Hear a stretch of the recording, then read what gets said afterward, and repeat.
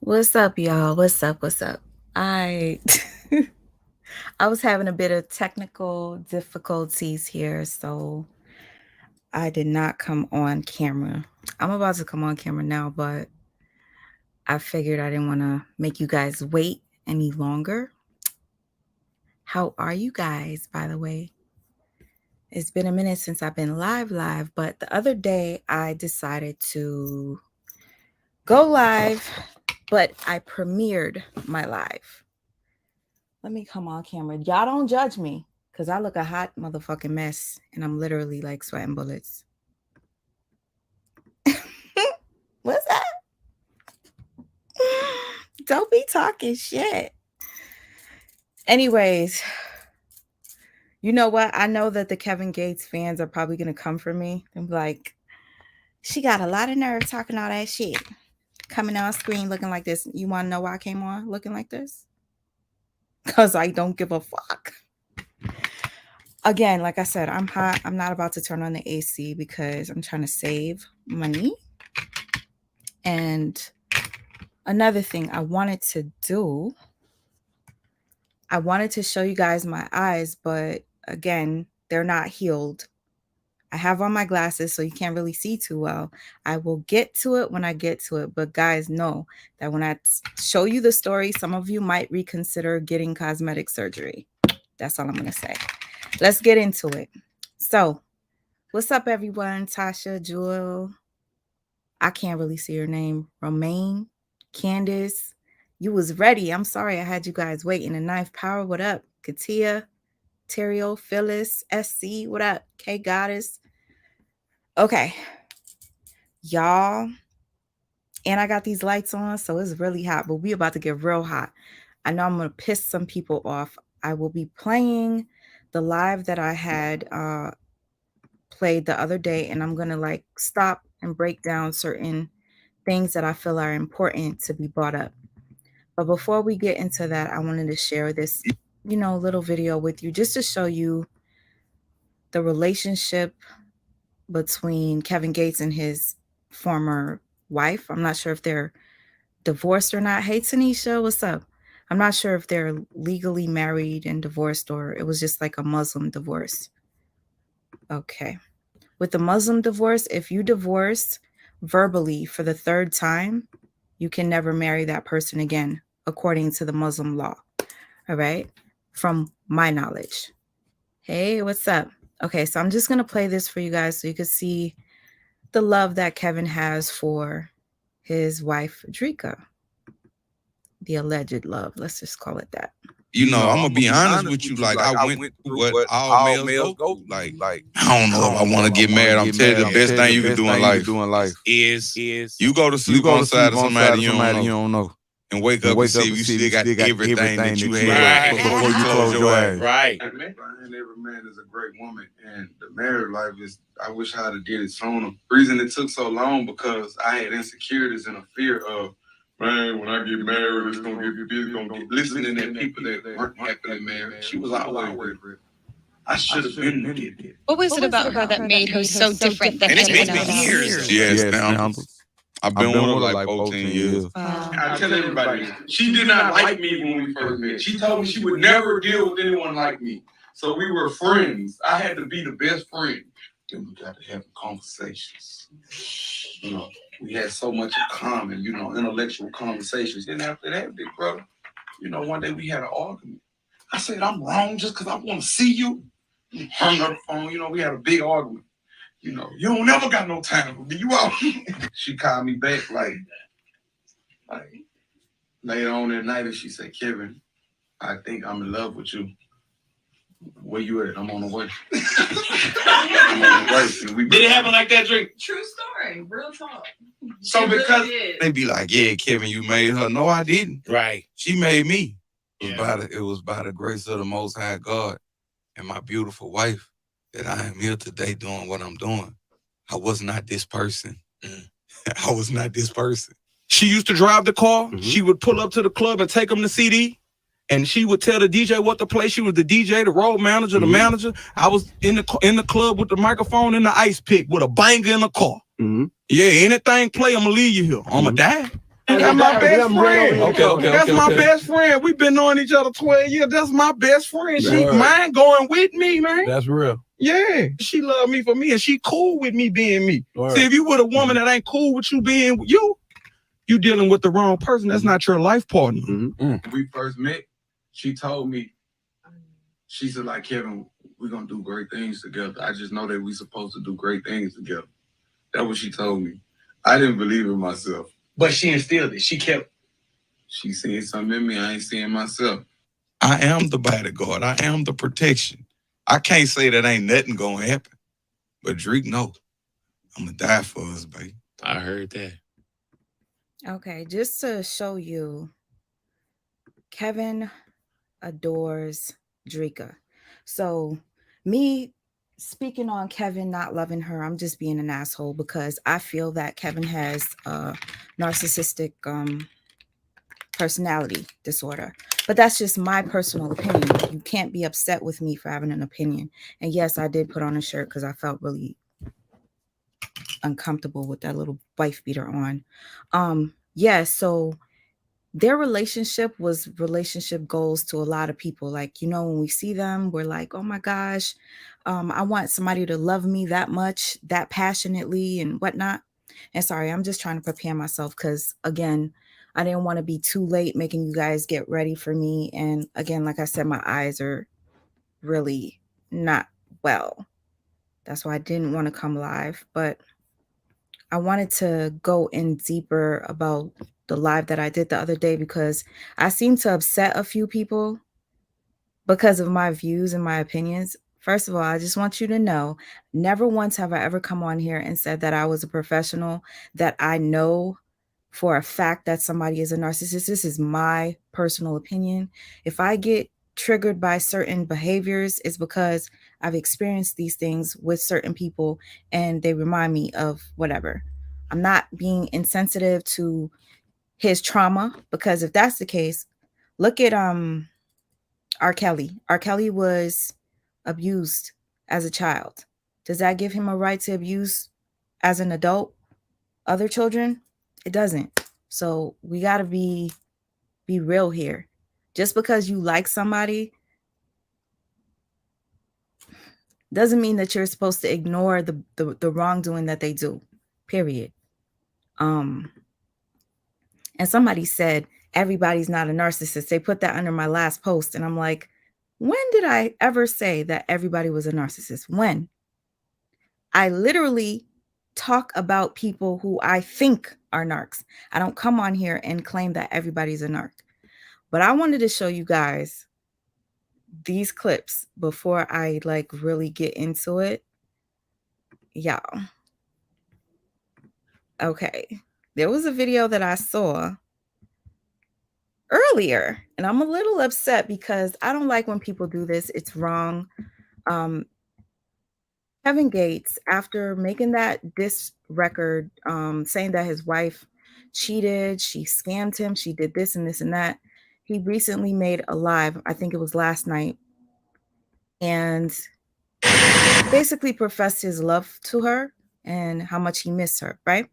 My issue here is there was a channel holder that reposted this live. I'm thinking she's the only person that recorded it. No, she recorded somebody else's live and took it as hers. And that is not okay. It's just not. Let me just share the video with you and I'll explain. This just goes to show you, Kevin, you were wrong for trying to expose your wife. And all of a sudden it's, you miss her, you're sorry, you didn't mean that, it was all for clout.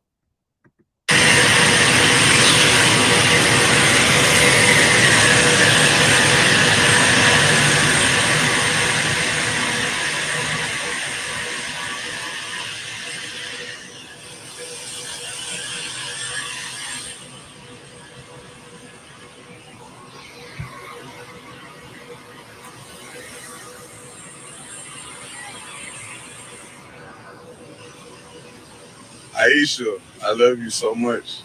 Say the word, I throw all this shit away. I just love you. If you watching, if you listen. About to get in my car now. You asked if his live was recent. What's up, Uncle Shug? Yes, this was last night. I'm not sure what time, but we'll get into it.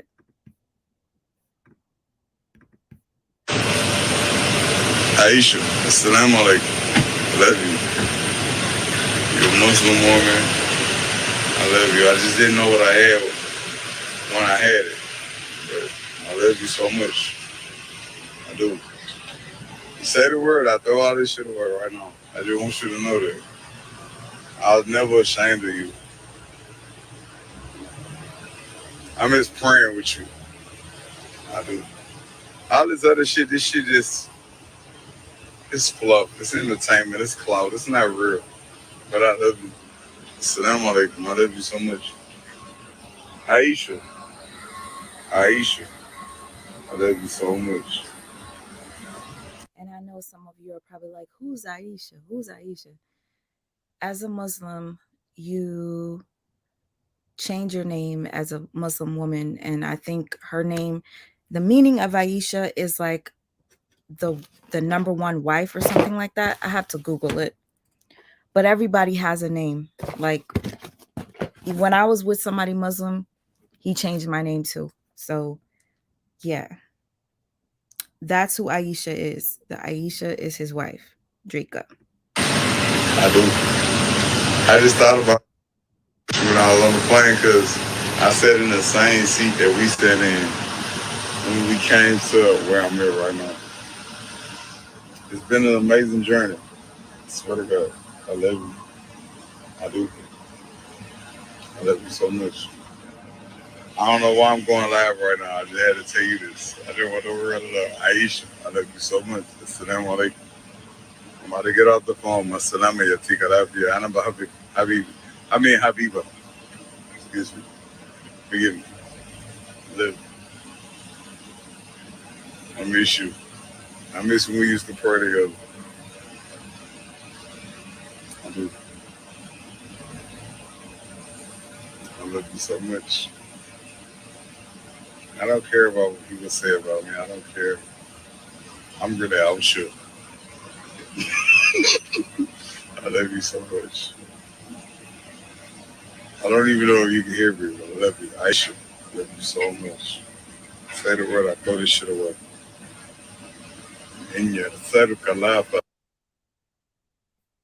الغالب لا إله إلا أنت سبحانك أنا كنت من الظالمين أشهد أن لا إله إلا الله. I'm just praying with you. I love you so much.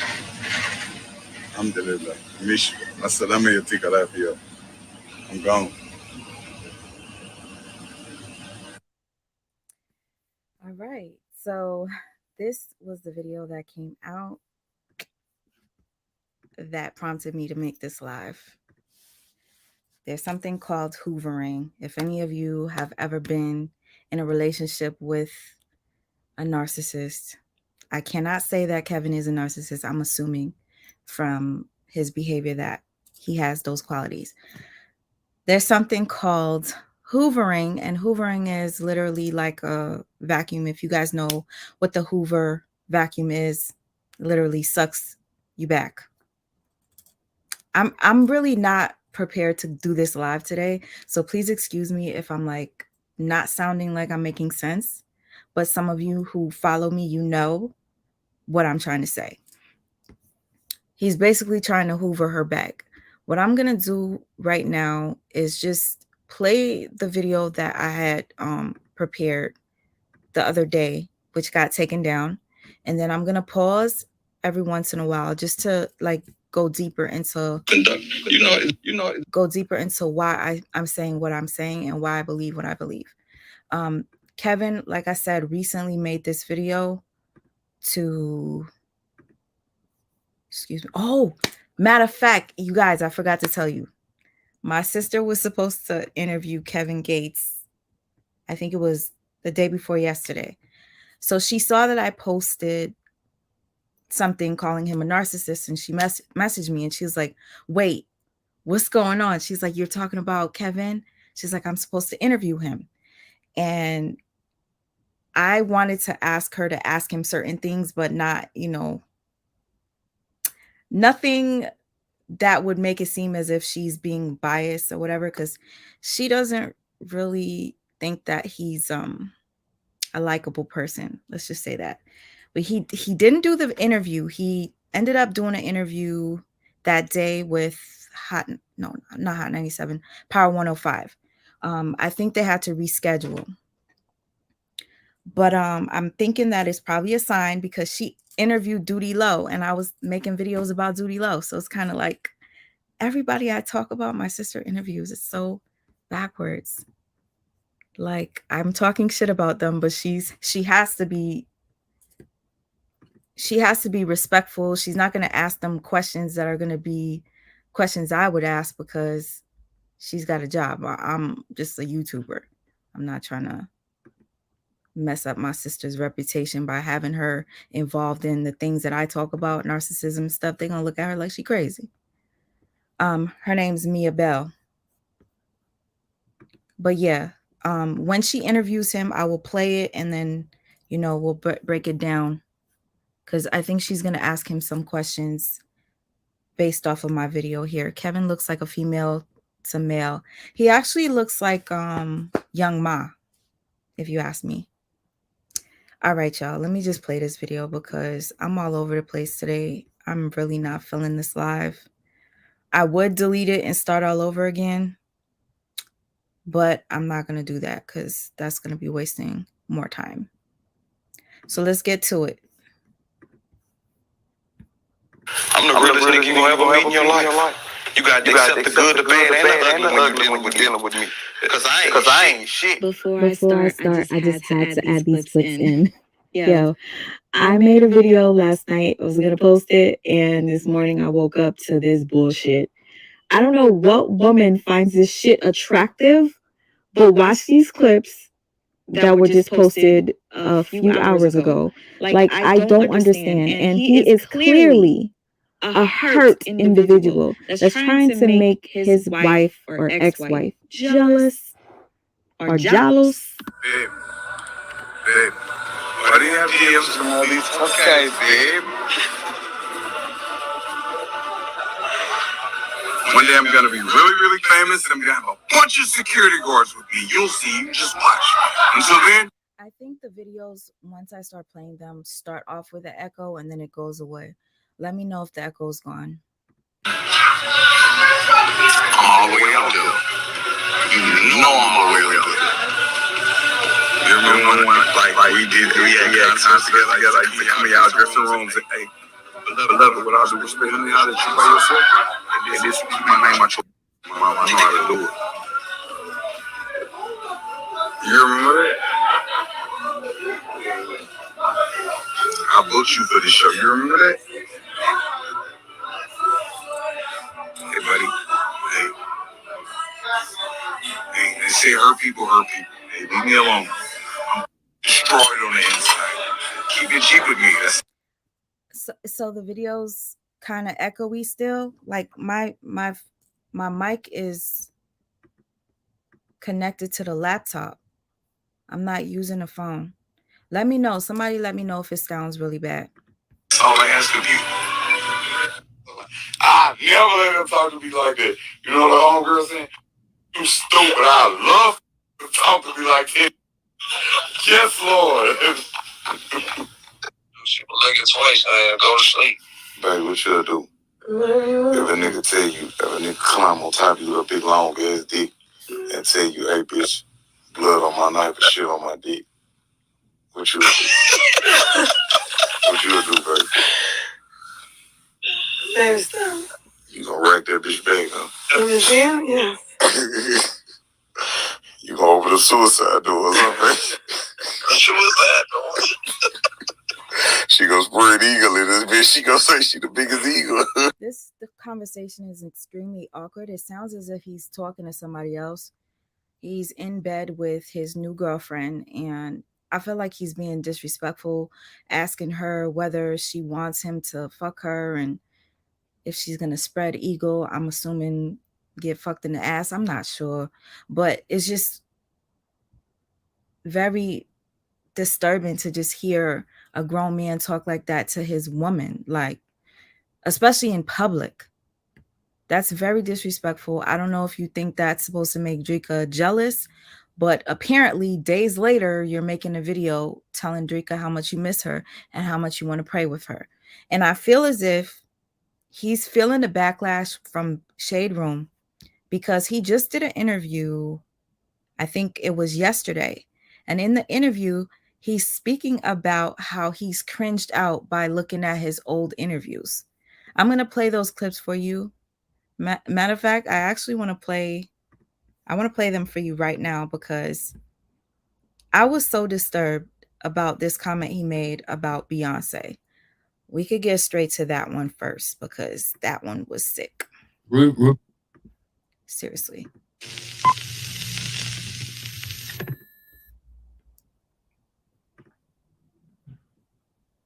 How much flack you got for this Beyonce bar? Ain't nobody say nothing to me. I do like how you preface the bar with if you guys are swingers. And in general, that Ruby Rose replied to be honest, and this with all due respect, that's one of the most beautiful women in the world. Like I sit in the trap with all the monsters. They say the same thing. Like all I did is say what everybody think.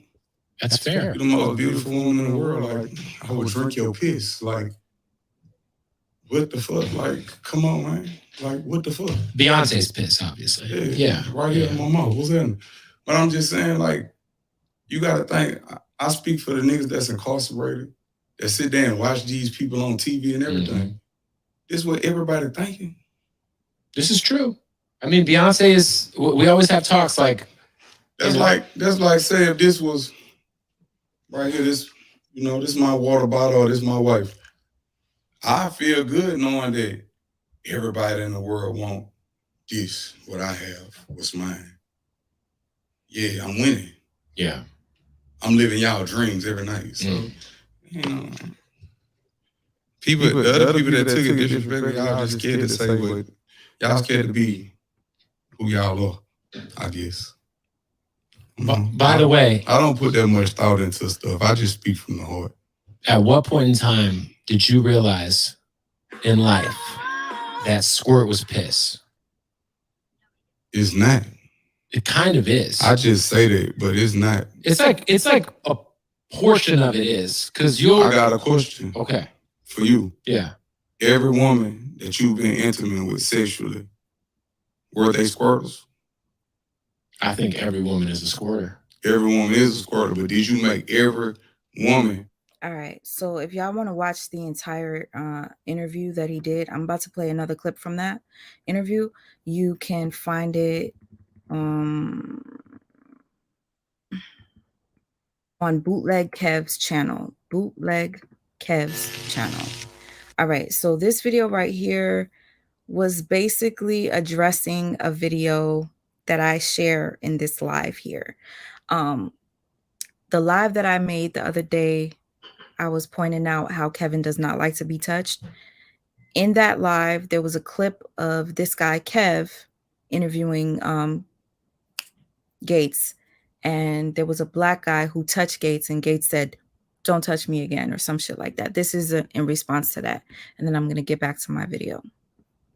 And again, y'all, please forgive me. Sorry, I don't know what's going on. I guess what happens is when you don't go live for a while and you're not speaking live to a live audience, you kind of like stumble back in and you just don't know where to start. And, I don't feel like I'm prepared, but I'm here. So that's all that matters.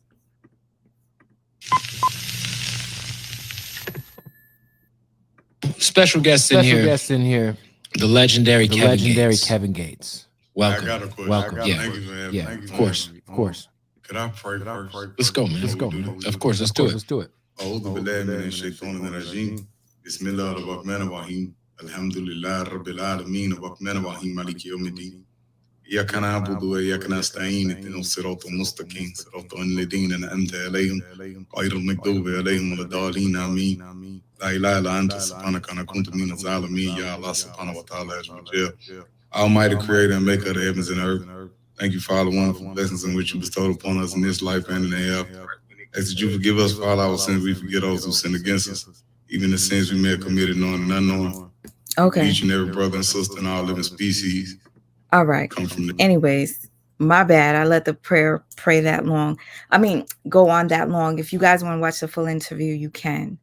Just listen to his reasoning. Shaitan and me, I'll be held responsible. I mean, There it is. You know, it's the last time I interviewed you, you prayed before the interview too. That was talking about with dude. with DJ Head, the Don't Touch Me But interview. it wasn't, but like I think that was misinterpreted. No, you know what I tell? Yeah, go ahead. Like I understand what you're saying, but please don't touch me again. Yeah. I just, it just was different. And I'm not trying to have picks and choosers, Mhm. but some people, the energy's in alignment. Other people, the energy's not in alignment. And there's nothing against him. He's a great guy. Great guy. Great guy. You know what I'm saying? It's just, I believe that. Thank you for stating that. I honestly didn't know who he was violated by, whether it was a woman or a man. I am abundant. You said he did mention he was violated by a man when he was young. I've seen a few interviews where he's revealed that he was violated, but he never got into detail with it. You know what I mean? And again, I'm not gonna bash this man because of his behavior. Excuse me. I'm not gonna bash this man because of his behavior the way I would normally bash somebody else, because I know that he has been traumatized as a child, and the touching might be a thing for him. But the problem is, I feel like he could be contradictory sometimes. Y'all, I swear to you, I don't even want to continue doing this live. But y'all know what I'm trying to say. Gosh damn it. I feel like quitting YouTube for about a while and going to YouTube media courses, because I'm not good with the audio anymore. Y'all telling me it's echoing even after, like, okay, let me woosah. We're gonna start again. So basically, I'm not gonna go as hard on him as I would anybody else, because I know that he was violated. Like Young Pharaoh, I started feeling bad after I found out that he was violated. Nature Boy was violated. It's like every single person that I've been talking about lately has been violated as a child. You understand? But it doesn't give them the right to violate other people now as adults. You got to seek therapy. You understand what I'm saying? Seek therapy. But the things that he says, like, he said that he's cringed out by his old interviews, yet he's doing a new interview talking about how he would drink Beyonce's piss. That in itself is beyond cringy and disrespectful. But maybe my energy was off that day. You know what's interesting about that day was we did the interview, and after the interview, I don't know if you remember, we talked for like an hour, and you played us the album. And you were like, man, I wish we would have started the interview now, because now I know y'all, and now we've... You know, you step into an unfamiliar situation, and it was tense. Yep. Being that I had just came home. You were fresh out. I was on supervised release. Mm-hmm. So I was still in a different type of mode. Can we get Mike in front of you if you don't mind? I was still in a transitioning period from being in the box. Okay, yes. Honestly, I feel the same thing, Aquarius Love. You're thinking that he uses religion as a front. I think he does too. If you watch his interviews, he will pray before each interview, which I found to be like, wow, you know, this guy is a God-fearing man. Like, then I think back to my ex who was Muslim, and he would do the same shit. Same behavior, same everything. You see how Drika has moved on, and she did not even respond to his accusations. She didn't say anything. All she did was continue to make her little videos showing her farm. And I think she she mentioned something about writing your feelings down and burning them, some shit like that, just to reboot and cleanse. And she took a spiritual bath or whatever. No contact.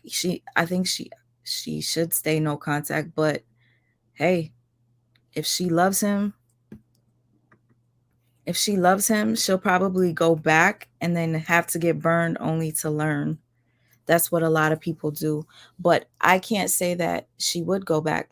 Who's to say that Drika is not aware of what type of person she's dealing with? And I think she's dealing with a narcissist. My personal opinion. Once you realize what type of person you're dealing with, you are able to make moves. You're able to start your healing process without them. And then what happens is they end up wanting you back. It's inevitable. And only the people that have experienced it will say for sure what I'm saying is a fact. For those of you who are fans of him and it's really difficult for you to see him as that type of person, it was hard for me too. I legit sat in front of, I don't know how many days watching videos and interviews, trying to sympathize and say, you know what, maybe he's just going through something right now. Maybe it's this, maybe it's that, maybe Drika did cheat. And I'm trying to sympathize. And then there were way too many red flags, which I'm going to play for you. But this clip right here was him basically explaining that he doesn't like to be touched because of people's energy or whatnot. And he said that he was cringed out by his old interviews. There was something else that he said in here. I don't think it's that important, but I'm still going to play it. To being back in society. So, you know, it was still a little different for me. Okay, so this is what he was saying. He said that him coming out of prison, it could have been him being reintroduced to society. That's why he was having an attitude and didn't want to be touched, whatever. So he's taking accountability. He's almost making excuses for the things that he did. But at the same time, I'm feeling as if he's watching videos of people scrutinizing his behavior and pinpointing the things that he's done. And this interview that he just did, he's pointing out the things that we're pointing out. You understand? Because he saw the videos. He also claimed that he does not pay attention to social media, but he also said in the same breath that he pays attention to social media. It's weird. It's like, which one is it? I'll play the video and you'll see what I'm talking about. Yeah, that was I always, because people always ask me about that one moment, and I was like, you know what's, I tell them, I'm like, you know what's crazy is after the interview ended, we hung out and the energy was amazing. Yeah. And like you played us the whole album front to back, and we had good talks. Like it was I mean, I'm gonna be honest with you. Like when I look at old interviews and old videos of myself, I cringe. Like that was the on drugs, Kevin. Wow. That was the fat, you know, unhealthy on drugs. Like I don't. It's that grin though. If you know, you know. The narc grin, you know that grin. I don't know. Well, it's beautiful because I could look at my growth and see it, but I never want to be that person again. Right. Ever in life. And it's so hard for me to unsee it. Like, I really freaking like this dude. And it's like, I don't want to believe that he's a narc, but the signs are there. They really are. And excuse me again, my eyes. I hope you guys can't actually see my eyeball, because that is a problem. I'm going to tell you right now. I ain't trying to scare you motherfuckers. Okay, back to the video. Bitch, go ahead and weed stand. This is motherfucking your. Oh!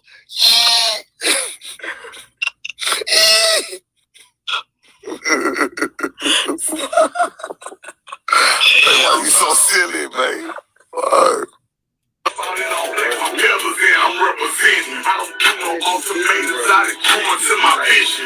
His new woman is listening to his diss track to his ex-wife, and she's acting as if she's untouchable. Little does she know her time will be coming sooner than she thinks. And then she'll probably write a tell-all. But respect to Drika, because she is just planting her seeds and living her life. What's up, friends, foes, subbies?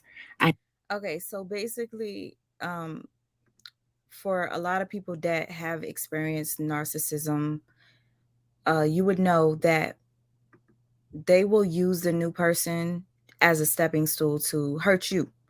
And I think that's what he's doing with the relationship with JoJo. That's just my personal opinion based off of this little immature video that he posted on Instagram, which he deleted after.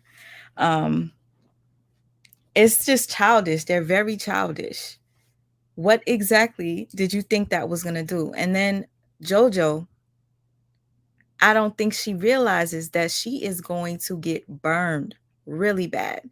This happened to you, Candace? Hey, David. I did the same thing. I made fun of my narcissistic ex's girlfriend or ex-girlfriend, and I was like, yeah, thinking I'm the better bitch. I'm thinking, oh, she wasn't shit. I do everything better than her. I'm this, I'm that. She could never hold a candle next to me. All the bad shit he said about her, he told me she couldn't do this, she didn't do this right, she didn't da, right? So in my head, I'm getting big-headed and I'm being disrespectful towards her, unknowing that this is a process, not a process.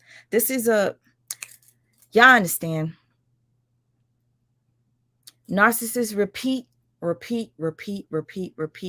the same shit over and over and over again. So what happened after he let her go, he came to me. Then he let me go. Actually, I fucking left his ass.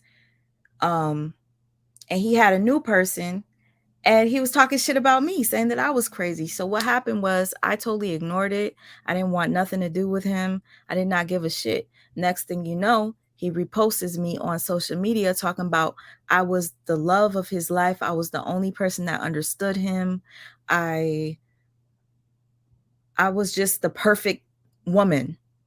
And it reminds me to what Kevin is doing when he's like saying to Drika, I miss you. I love you. I was just thinking about you. I miss praying with you. Those red flags trigger me because I've been in the same situation. And I know a lot of you were probably, it's a routine. Thank you. It repeated cycles. Thank you, y'all. What would I do without you guys? Honestly, they love me too, Candace. Narcs love you. I don't like that. Listen, yo, thank you, you guys, because I really wanted to give up on this live. My tongue is tied. And again, like I said, when you take a long breaks with coming online and you come back on, it's like you get a sort of a stage fright. And your words just can't come out like the way you expect them to. Yep, it's triggering you too. Oh my gosh. All right, y'all. I'm so happy that I am not the only person that sees this. I did not want to seem like a bully, okay? And I don't want to always be that ignorant person that's coming up here that's only talking about negative shit, because that's not a good thing. It's not a good reputation to have. Like, everything she talks about is negative. Tomorrow, wait, Saturday, no, I'm going to do Sunday. Sunday, we're going to do it because Sunday is going to be nice, relax. I will play an interview my sister did. Okay, and I want y'all to like get a different vibe. We gonna be chilling that day. We're not gonna be talking about no narcissist that day. I know I'm going to be shaking the table and I'm going to get a lot of backlash for this video, but I clearly do not give a flying I got really triggered by Kevin Gates recently, and it's not because of the song that he made dissing his ex. Thank you, y'all. I appreciate your support. I forgot to say this. You see that the clip that I just played with him talking to the other Kevin? He said to him that he was cringed out by his old videos and whatnot. He goes, that's not me. That's the old Kevin. That's the Kevin that was on drugs. What do you consider the Kevin that just said that he would drink Beyonce's piss because she's the most beautiful woman in the world? She's the most beautiful in the world. The person that you should be saying is the most beautiful is the one you trying to get back with. I mean, shit, I know it's just a form of manipulation by telling her that, but for you to publicly come on and just say you would sip on Beyonce's piss is just weird. Took the blame and interviews and made it look like I was tripping. Made the drinker song lie to the world while trying to protect her image. You painted a narrative to all the fans, a lot of the facts was missing. Blemish your mother to turn my little ones against me. Bought her a truck when I was away and can't explain the way I'm feeling. Her and her son shot my new wife and took a person. More than admitted, personal strength invaded my personal place. He down inside and killed me. I don't know if they're divorced or not, but his wife. You guys, when I tell you, what he did was really fucked up. You know what? Let me just pause real quick and I'm going to show you exactly what I mean. When you put out that your woman cheated on you with her personal trainer is a woman, by the way. You having people make videos. Hold on. Here's the personal trainer. This is not cool. Not cool at all. My new wife and took a person, wanted me in personal training, invaded my personal place, deep down inside and killed me. Her and this nigga that schemed me out, some cake deep down inside and killed me. Criticized when I was fast, explain the way I'm feeling. Her and her son. Okay, you can see the personal trainer is a woman.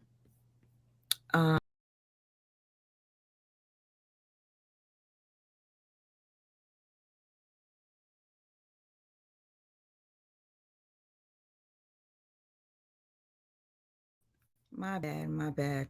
I clicked off the video for a second. Hopefully you guys see me. The personal trainer is a woman. Let me share the screen again.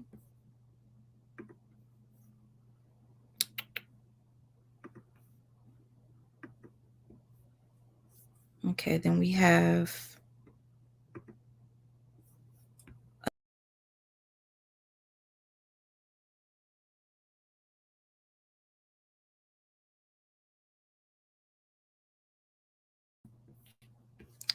I kid you not. I'm about to delete this live. I swear. I freaking swear. This is not good. Okay, I'm going to try to share the screen again without exiting out.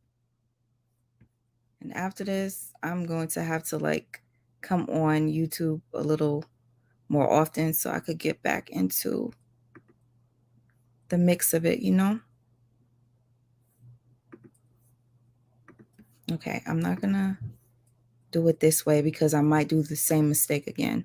I'm going to go back to my history and I'm going to show you people making fun of this situation, which is kind of First let's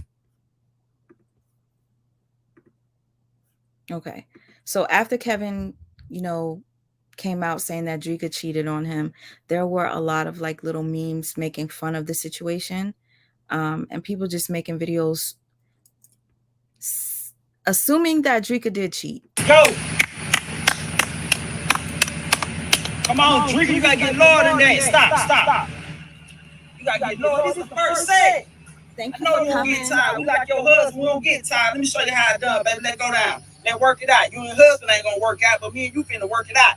Ready? 1, 2, 3, go. Yeah. I don't get tired.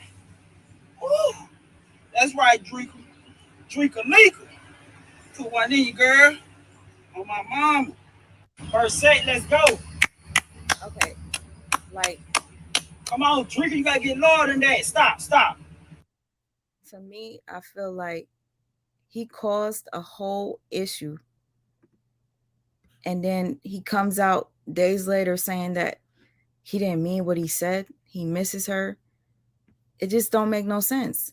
We have people making Also, videos. in the song, he said, took the blame in interviews and made it look like I was tripping, made the Dreka song lie to the world by protecting her image.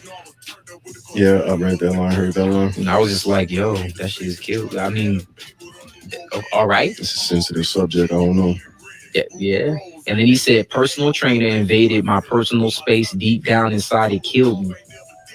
song. So in the song, he said, took the blame in. Okay, so I was looking at the comments under that particular clip, and people were like, didn't he say that Drika also took money from him, or they scammed him or some shit like that? Like, to me, you went all the way in on your wife, or should I say ex-wife? I don't know. And now you're apologetic, and it wasn't even a real apology, to be quite honest. And I found like an interview where he said if Drika cheats on him, he will always take her back. He doesn't care, because he said he cheated on her so many times. She could cheat on him 30 times and he'll forgive her always. He said sex is just sex and it wouldn't matter. So I'm very confused as to why this is happening. Why? But then again, some of y'all in my comment section said that you guys think that it was all for, I hate the word clout. It was all for the attention for his new album. Hold on, let me see. Because I don't see my video anymore. Hopefully YouTube didn't take it down again. Okay, here we go. His wife, let's just say that. What triggered me, I will go into detail probably on a live. I just wanted to make this post. You heard me? I've been being real positive with you guys. You know what I'm saying? Hey, like I said, I'm not speaking on my behalf. I've been being real positive with you guys, and I just want you to know one thing. I'm not none of these other old pussy-ass rappers that walk around with security, bitch-ass niggas. If y'all play with anything I love, I'm letting you know now. Hey, Matalo. I hope everyone hears me. I'm ready to do a life sentence. I love you all. Y'all have a beautiful day. Because bitch, you gotta kill me. But right now, this video that I'm doing is basically to show you a few red flags that I noticed while doing some research on his behavior. And let me tell you, there are so many red flags that I missed because I really thought that this dude was just dope as fuck. I thought he was a rare breed. Oh yeah. Yes, you are so right. You do not smear your wife for album sales. Shaking my head. You do not. You're right. And yes, he did lose it. Because at the end of the day, you know, after he did what he did, he goes on to antagonize her by making these clips in bed with the new woman he's with. He keeps calling her babe, babe, babe, babe. Well, I mean, when you get in new relationships, you're going to call a new person you're with like nicknames like baby and shit like that. But I feel like he was just doing the most just to aggravate Drika. And for any of you that just want to watch the video without me like live and pausing, just click out and go watch my video where it says, is Kevin Gates a narcissist, or it's called whatever. Just go to the last video that I have. Then you won't have to deal with me pausing. You could just watch. Okay. YouTube did take the video down for like 2 days. So it's probably not in rotation. So go ahead. Watch it without me pausing. It could be annoying. I understand. Yeah, he's a rare breed, all right. Poverty-stricken environment. I had to do what I had to do. No, I had a choice. I had a choice. And when you're a man and you make a choice, you know, you have to accept whatever ridicule or whatever consequences comes behind that action. Bull fucking shit. This is why I started to notice that there was a red flag that was coming up. He's speaking about accountability, which is a good thing. But just watch his behavior after this. We honor those who honor the truth, and we lead those who don't. That's just the code of conduct that I'm under. I'm a part of something that's very beautiful, but you got to have discipline. You got to be a man. I wanted to shake your hand, but you went in for the hug instead. You said you wanted to feel the energy, so you're big on energy. Excuse me, you had the floor. Go ahead. No. I'm just saying, I wonder if you're generally just big on energy. You said you wanted to feel the energy in the room. Well, it's not that. I wanted to feel your energy because your energy is gonna. Yo, no lie. The way he's talking, his tone inside of me, it just didn't feel right. I swear to you. anybody that has ever been burned really bad by a narcissist, you can tell when they turn on the charm. Just the way he said it, he's like, I wanted to feel your energy. It's like, you're doing too much, brother.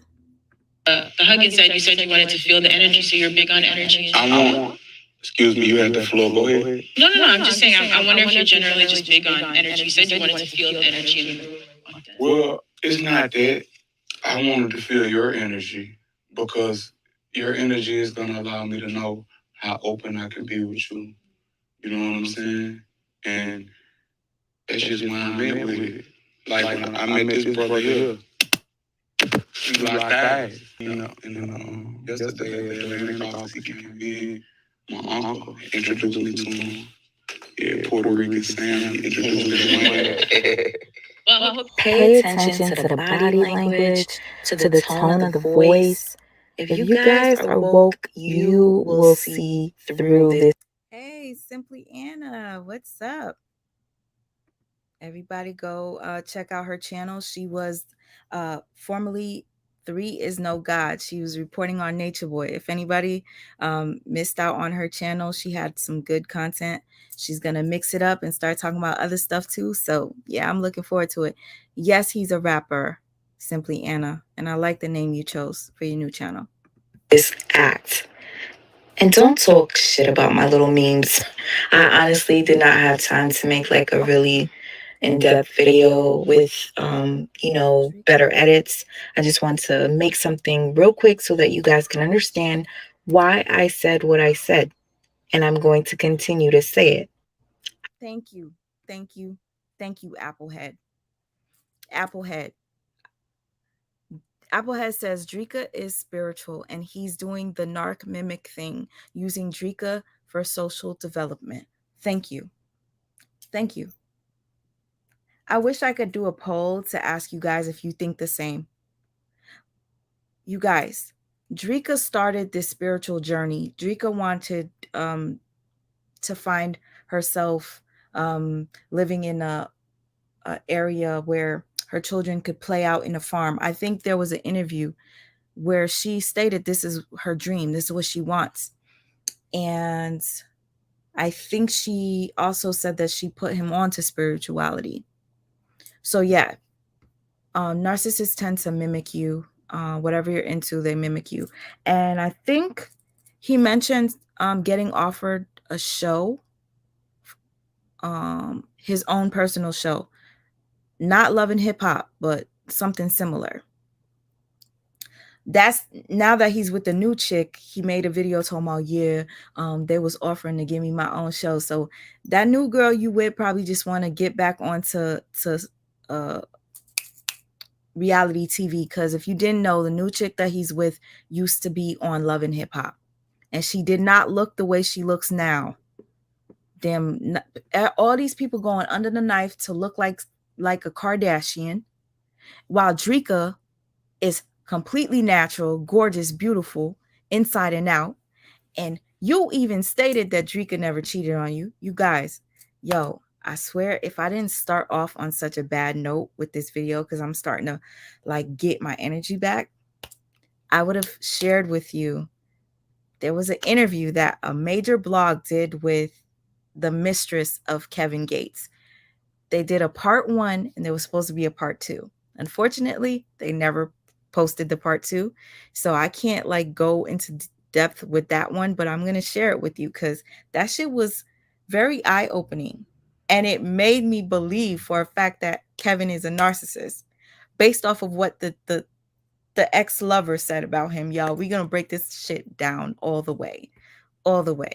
But because I fucked up, I don't know if I want to do it in this video. Because yeah, I might have to like do a separate video to where I just put everything together and you guys could just watch it and be the judge for yourself. I'm not trying to spin a narrative. I'm just letting you see shit for what the fuck it is. Now, back to this while I try to remember what I was going to say to you guys that was important. I know some of you have to remember this cringy interview Kevin Gates did with DJ Tracy Steele back in 2016. That was about 5 years ago, whatever. Yes, the Complex interview was 2019. So yes, his views may have changed. So we'll give him the benefit of the doubt. Maybe now he's more welcoming to touch, because some of you who are fans know that he was touched as a child. So that could be the reasoning for the way he treated DJ Tracy Steele, but it was still wrong. What up, it's your girl DJ Tracy Steele. We're here at Birthday Bash ATL, and I got the homie Kevin Gates in the building. Man, you're gonna hit that stage, and I know it's gonna be crazy. How are you? I'm all right. It's You a feeling blessing. good? Yeah.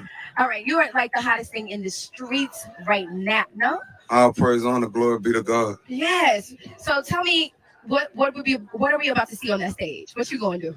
I'm gonna give him my all. I love it. What you got coming up? What you got going on? I know. Listen, all your I music don't is being let played on the radio I don't right let now. the left hand know what the right hand is doing. Really? So you just have to stay tuned. Just stay tuned. That's Yes, ma'am. it. Yes, ma'am. So, are you trying to branch out into other things other than music? No, ma'am. That's it. I'm just. Did you know how like sometimes I believe that life is a journey, Okay, and for me to tell you my plans, things never go according to plan. that's true. So I'm enjoying the journey. But you know how some artists they'll go into alcohol or they'll go into a clothing line, they'll start a clothing line, nothing like that that you're interested in. You just want to just I don't let the left hand know what the right hand is doing. whatever happens, basically. Yes, ma'am. What's meant to be will be. How you feel about Birthday Bash? The energy's okay. The energy's okay. No, it's gonna be crazy. When you walk out on that stage, it's gonna be crazy. I'll see. I haven't seen it yet, so I'll see, Okay, and I'll form my assessment based on my experience. I love it. So I got a question for you. This is for all the ladies out there because all the ladies follow Wifey and we love her. Where is she, by the way? She ain't come, she in row? No? I don't let the left hand know what the right hand doing. You just put out a picture with you and Wifey and it hit the blogs like crazy. How did you feel about that? I don't pay attention to social media. Really? So if I do something, I did it from the heart. That's And beautiful. whoever else got an opinion or comment about it, to be honest, I don't care if it's a good or bad opinion. It's all good. I haven't seen any negativity. It People wouldn't- are using your even if relationship it- and saying relationship goals. Even if it was a good comment, I wouldn't have any knowledge of it because I didn't do it for any feedback. I did it because that's how I felt. That's beautiful. So you don't care that people are using y'all like, I want to be just like y'all, your No, ma'am. relationship. Not at all. All right. I appreciate you coming to Birthday Bash. We can't wait to see you hit that stage. You already know who it is. Kevin Gates in the building. It's going to be crazy, man. The look he gave, like after, was so uncomfortable. Tracy Steele Look at then this. come. Look at this. The look he gave after was so uncomfortable. Oh, damn. Look at his face. Stage, you already know who it is. Kevin Gates in the building. It's going to be crazy, man. Tracy Steele. You can't see it because I think it transitioned onto this, but he made his face like just so trigger. I'm sorry. I think I've been hurt by so many narcs that I just can't take the behavior. Anyways, yes, it's an old video. What I did was I made a collection or clips just showing you the behavior that led up to me assuming or accusing him of being a narcissist, because that's what I'm doing, right? That's just my personal opinion. Again, like I said, I think it might be a little bit deeper than narcissism based on other things. Hey, brother. I think it might be deeper than that. And thank you to Janae. You said that you like to hear the perspective that I'm giving. I swear to you, if I was in a better place right now mentally, because I have a lot going on, I would have just got straight to the point and just went blow for blow, showing you all this stuff. Because I have so much stuff behind the scenes that I wanted to share with you, but it's just too much. And this is coming from somebody that admired Kevin. This is somebody that I'd be like, damn, I wish I had a love like that. I wish. All to me to just finally look at him and say, oh my God, it wasn't all an illusion. He let his mask slip. And once your mask slips, I can't unsee that. Then comes out and responds to the backlash. She received a lot of hate from Kevin Gates fans that were accusing her of probably doing something that offended him, that made him act that way. Listen, for some some reason people thought that I had beef prior to that. They were like, oh, you must have said something crazy about women treating you like that. No, I never met that man ever. That was the first time I met him. Came out of left field. He was having a moment, and everybody attacked me. So I'm glad that you said that, because I want to clarify that I never met him. I never had any problems with him. The way he acted is because of him. So his fans to stop attacking me. With that being said, I'm prepared for the backlash that I'm going to get for making this video and the videos to come. That is such a great point that you make, Aquarius. And if he's so big on energy, he wouldn't be messing with JoJo, who is known to be a pass around. That's how you know he has been faking, hiding behind religion the whole time. And it is very true. And forgive me for saying that, because I don't know JoJo like that, but JoJo is not the type of woman that Drika is. Okay? That is why he probably made that video saying that I miss you, Drika, I miss you, because he really does miss her. And I don't care what anybody says. You could be mad at me for making this video. You can unfollow me for making this video, because you're a fan of somebody. You shouldn't. One thing, let me just say this. One thing that I cannot stand when people dislike others because of their opinion on others. Like, for instance, I'm speaking on my thoughts and opinions on Kevin. Let's say you've been following me for years, and because I don't like Kevin, now you don't fuck with me. I can't stand that. If that's the case, please unfollow me and don't come back when you decide that you don't like Kevin. And that goes to anybody. Okay? So don't feel like I'm low key speaking to somebody in particular. I'm talking to everybody. Because it gets deep, y'all. I just kind of wanted to come in and just kind of tell my side of the story, because a lot of people have all these assumptions about what happened before the interview, what happened after the interview, and it all boils down to I didn't know him, he didn't know me. Nothing transpired before the interview. He came in the way he did, and the interview went the way it did, and it had absolutely nothing to do with me. I just tried my best to give the best interview that I can. I tried to make it fun. I tried to keep a smile on my face, even though it didn't go the way I wanted it to go. I really was trying to get him to open up a little bit more. I knew it wasn't working out for me, so I just tried to wrap it up and keep it moving.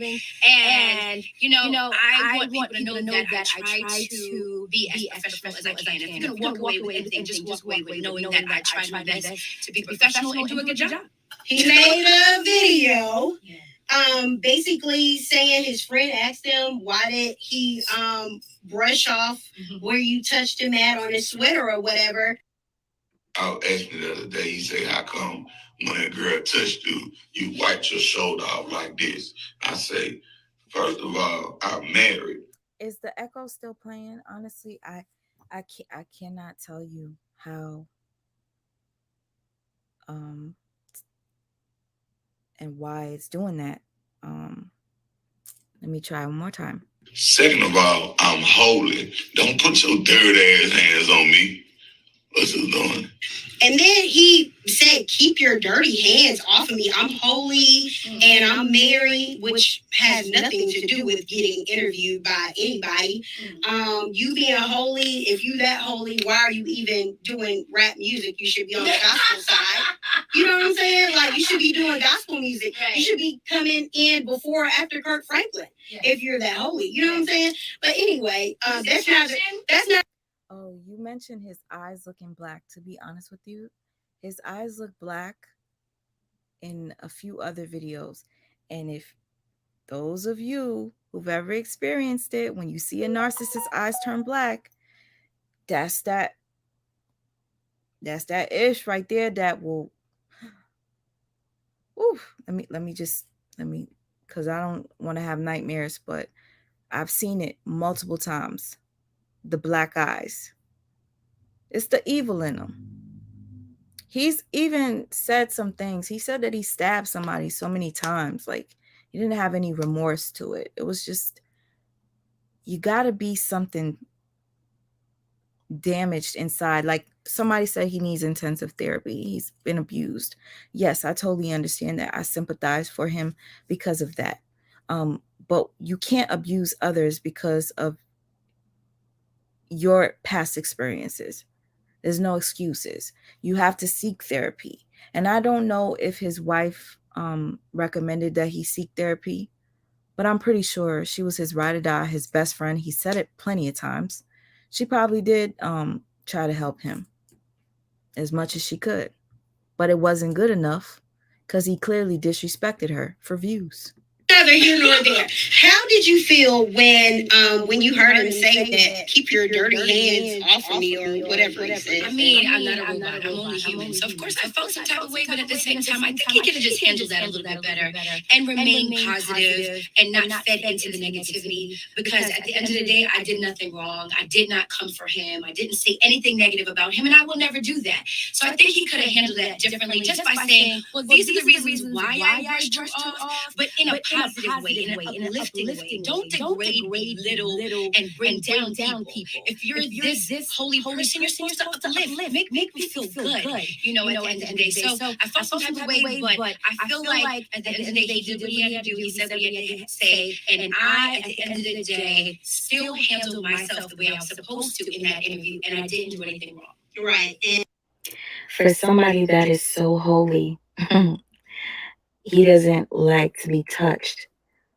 Why is it okay for him to touch women the way that he touches them? He literally stuck his dirty ass fingers in this woman's mouth. He's choking them, but you know, these women clearly are. This is why I mentioned the hypocrisy. It just doesn't make sense to me, because around this time, you guys, I kid you not, when I made this video, I checked the dates. The dates are not far apart from each other, from where he speaks about not wanting to be touched because he's married. He doesn't, your energy is not good for this, whatever. But yet, look what he's doing. He legit pulls a woman on stage, and the song is talking about actually having sex. And it's pretty hardcore. And then he puts his fingers in her mouth, and he starts choking her. He brings another woman up on the stage to do the same. Okay with it, so let them make a fool of themselves. Just check this shit out for yourself, y'all. And for those of you who know me, I do give people the benefit of the doubt when something doesn't make sense, or if somebody did change, okay? So this video took place in 2019. This was years after he pushed DJ Tracy Steele's arm off of him. So it's like, I'm very confused. What is it? And at the time, he was still with his wife, so. But I dive in the crowd a lot. I might grab a big girl, kiss her in the mouth, come up. a lot about respect. There's been a lot of. I put that clip in there too, because he went on an interview shortly after talking about he loves his fans. He dives in the crowd. Okay, you said something about not like to be touched, but you'll dive in a crowd, and you said you will pick a woman and kiss her right on the lips. It confuses me when somebody can have so many different you know what I'm trying to say, y'all. It's just hypocrisy at best. And I don't like that, especially when you make somebody feel as low as you made that young lady when you rubbed her touch off of you and, embarrassed her by going live and saying that you don't want her dirty hands touching you or whatnot. That was disrespectful. For what? And she held it down. Now look at this. Somebody put in my comment section that sociopaths and narcissists have a thing with animals. I'm not sure if that's true, y'all. If there's anybody professional and just let me know. You said narcs double talk. Yes, somebody else said something in here that I felt was important. Everything y'all saying is important, but this shit is crazy. Like, somebody said oh my God. I can't. Okay, usually people like him do not want help, which is true. It's true. Drika was probably his safest place. Drika is his safest place, so that's why he is, reminiscing and talking about how he misses praying with her and whatnot. A controversy surrounding you with the woman who's allegedly accusing you. I got a song called The Truth. I know. It explains everything. I know you do, but I do want to know. I got a song Do you feel called like The your Truth. career has been tainted a little bit because of what happened? When you're an individual like me and you live in truth, you can really do whatever you want to do because I stand on principle. And I don't know if y'all gonna catch this, but I don't have any picks. Who ever play? That's like I don't have no picks. Do you have any regrets about it? No, man. I don't have no regrets. I sleep good under my AC. And Jacksonville, Florida was a sold-out show. And I'm not encouraging the behavior. The only thing that was negative was I'm a street cat. The only thing that was negative about it was I put my children in jeopardy of losing their. Okay, trigger warning. Janae, thank you. Trigger warning. I'm gonna read this. Trigger warning. Trigger warning. Because Janae just reminded me something that was very important that I will be touching on in the next video that I make. And again, I'm going to repeat, if anybody's coming in here and you don't want to see me keep pausing and talking, you don't care what I got to say, go click off of here, go to the next video or the last video that I did. It literally is just straight to the point without pauses. Okay? Watch that instead if you don't want to hear me talking. Trigger warning. Oh my God, this makes sense. He had his female dog and he bleeding online talking about how good her fat dog pussy looks. Janae, he really said that? Okay. If he said that, I'm going to tell you this. Because there's another narcissist by the name of Joe Budden. Joe Budden is a narcissist. And he has a thing for his dogs. He went live. I think he was on a live where he said that he masturbates his dog. And he doesn't think it's a problem. He says he jerks his dog off until his dog comes. And I think, and I'm sorry, trigger warning again. I think there is something with the pets because my ex was a sociopath obsessed with cats. Obsessed with them. Like you would, as a woman being in a relationship with him, you would be jealous of the cats. Like, damn, does he want to fuck the cat? God, forgive me for saying this. That's how I used to feel. And now that I talked to the ex told me the same thing. She's like, he acts like the cat is his woman. So anyway, here's another trigger warning. Thank you, Janae, for reminding me. If this is true, Janae, please let me know where I could find that. Because I will place that in the next video where I just break shit down and just put the clips together. There's a clip where, disturbing. Kevin Gates admits to kicking a woman out of his place because she didn't give oral to his dog. And I think he was confronted by, I'm not sure if the woman exposed it, and then he obviously had to come out and tell his side of the story. So he says, yeah, I told her to bless my dog. He said he was in bed with the woman about to smash, and she said, I'm not getting into the bed with the dog. And he gets upset and he says to her, this is from what I saw recently. He says, I told her, you should be blessing the dog. And she came out and I guess publicly admitted that he asked her the dog off. And he said it on I don't know whose show it was. I screen recorded it so you guys could see. But he said, yeah, I told her to. But he was like, but I didn't really mean it. He was like, have you seen the penis of a dog? I'll show you the video. I remember where it was. It was an interview with Sway. And somebody else did an interview where they spoke about him kicking out the woman. He says it with his own words. There's a video. He says it. He's like, yeah, he kicked her out. Yeah. Don't play. He admitted to having sex with his cousin. Yes. Thank you, introverted nail queen. Now, here's the tea about that, which was very odd to me. He said that he found out that he was fucking his cousin, right? This is coming out of his mouth. I screen recorded it so I can make another down video for you guys where you guys could just see for yourself. Because some people don't follow everything that Kevin does. So you probably missed this, the whole thing with the cousin. So once he found out that he was having sex with his cousin, he said that he continued to do it because he was like, we already fucked. So I already fucked her. Might as well. He was like, it was good. So I continued to fuck her. He didn't care. And he admits to that. So I feel as if there's something that is just beyond off besides the trauma.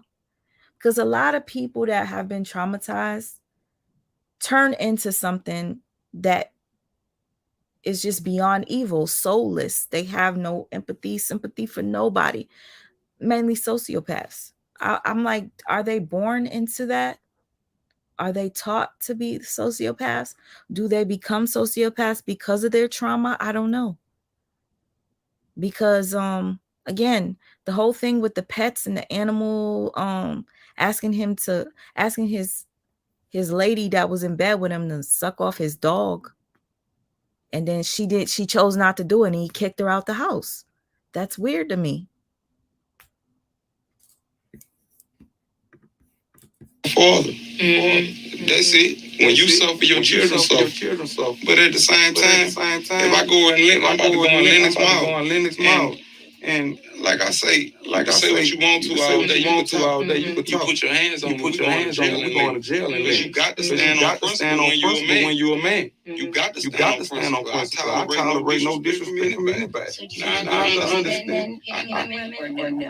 No, I don't agree with. Like I said, I don't tolerate disrespect from anybody. And then you're a woman. Now, if you slap me in my face right now, you you wouldn't be conducting yourself like a woman. You would be conducting yourself like a whore.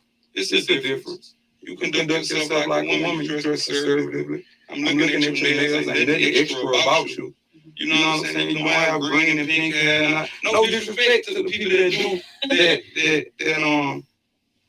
Like. No disrespect to people that do that. Yeah. You know what I'm saying? But my mother, whenever she would be dealing with emotional turmoil, she would die. A lot of you probably missed this. But while he was talking, after they asked him a question about assaulting a woman, the conversation just starts to get weird, like my live. You see, when I was talking in the live and I just was switching it up a little bit, that was me just like having a little bit of stage fright coming back up here, and I have so much to say, and I'm like, oh, I want to say this, I want to say that, but I forgot to say this, and I keep pausing and shit like that. There's a difference between this and that. What he's doing is called deflection. What I was doing basically is just like I'm all over the place. So I wanted to just show you the difference. So I don't want you guys to be like, well, that's what you're doing right now. You're doing word salad. You're not making any sense.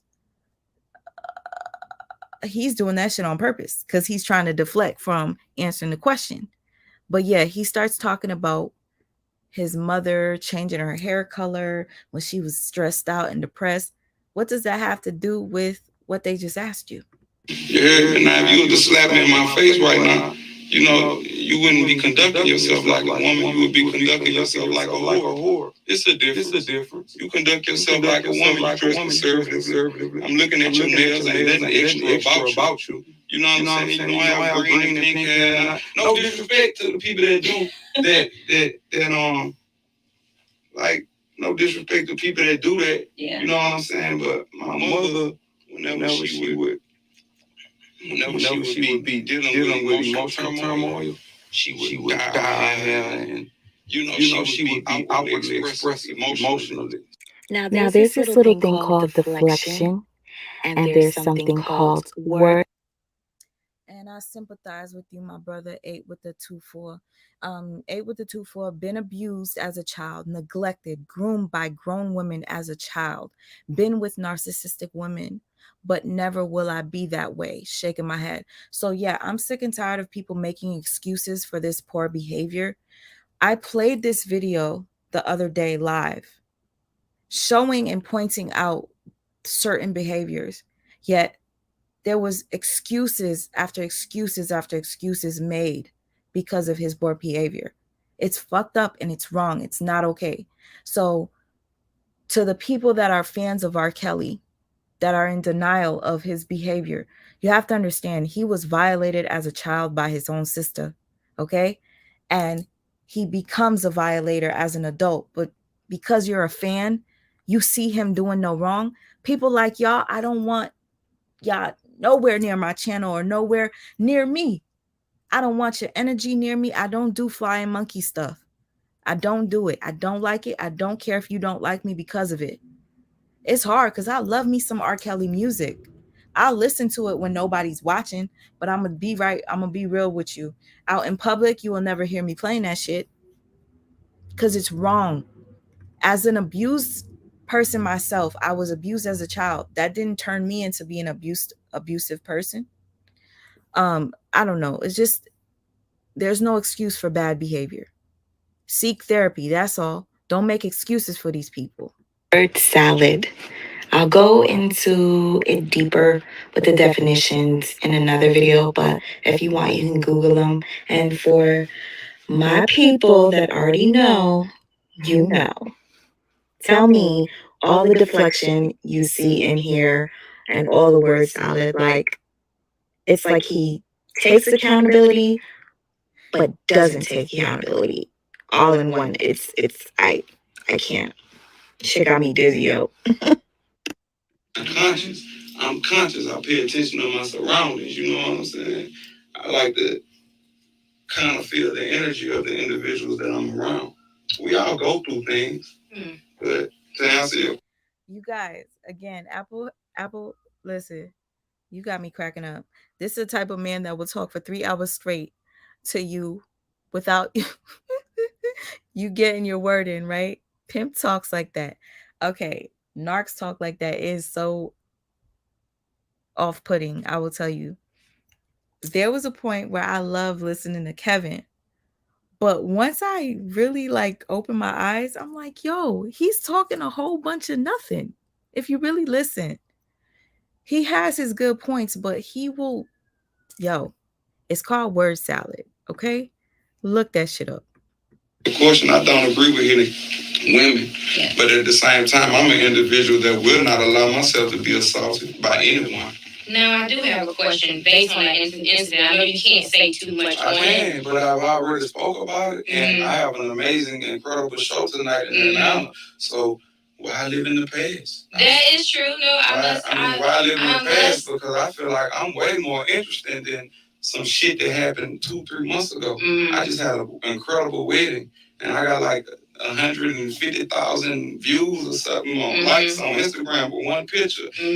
You just put out a picture with you and wifey and it hit the blogs like crazy. How did you feel about that? I don't pay attention to social media. And my caption was, I just felt that it was important to put that in because that was not far from this interview. It's like, which one is it? You don't pay attention to social media, but now you over here telling the Shade Room, yeah, I had mad likes. I had over 100,000 something likes.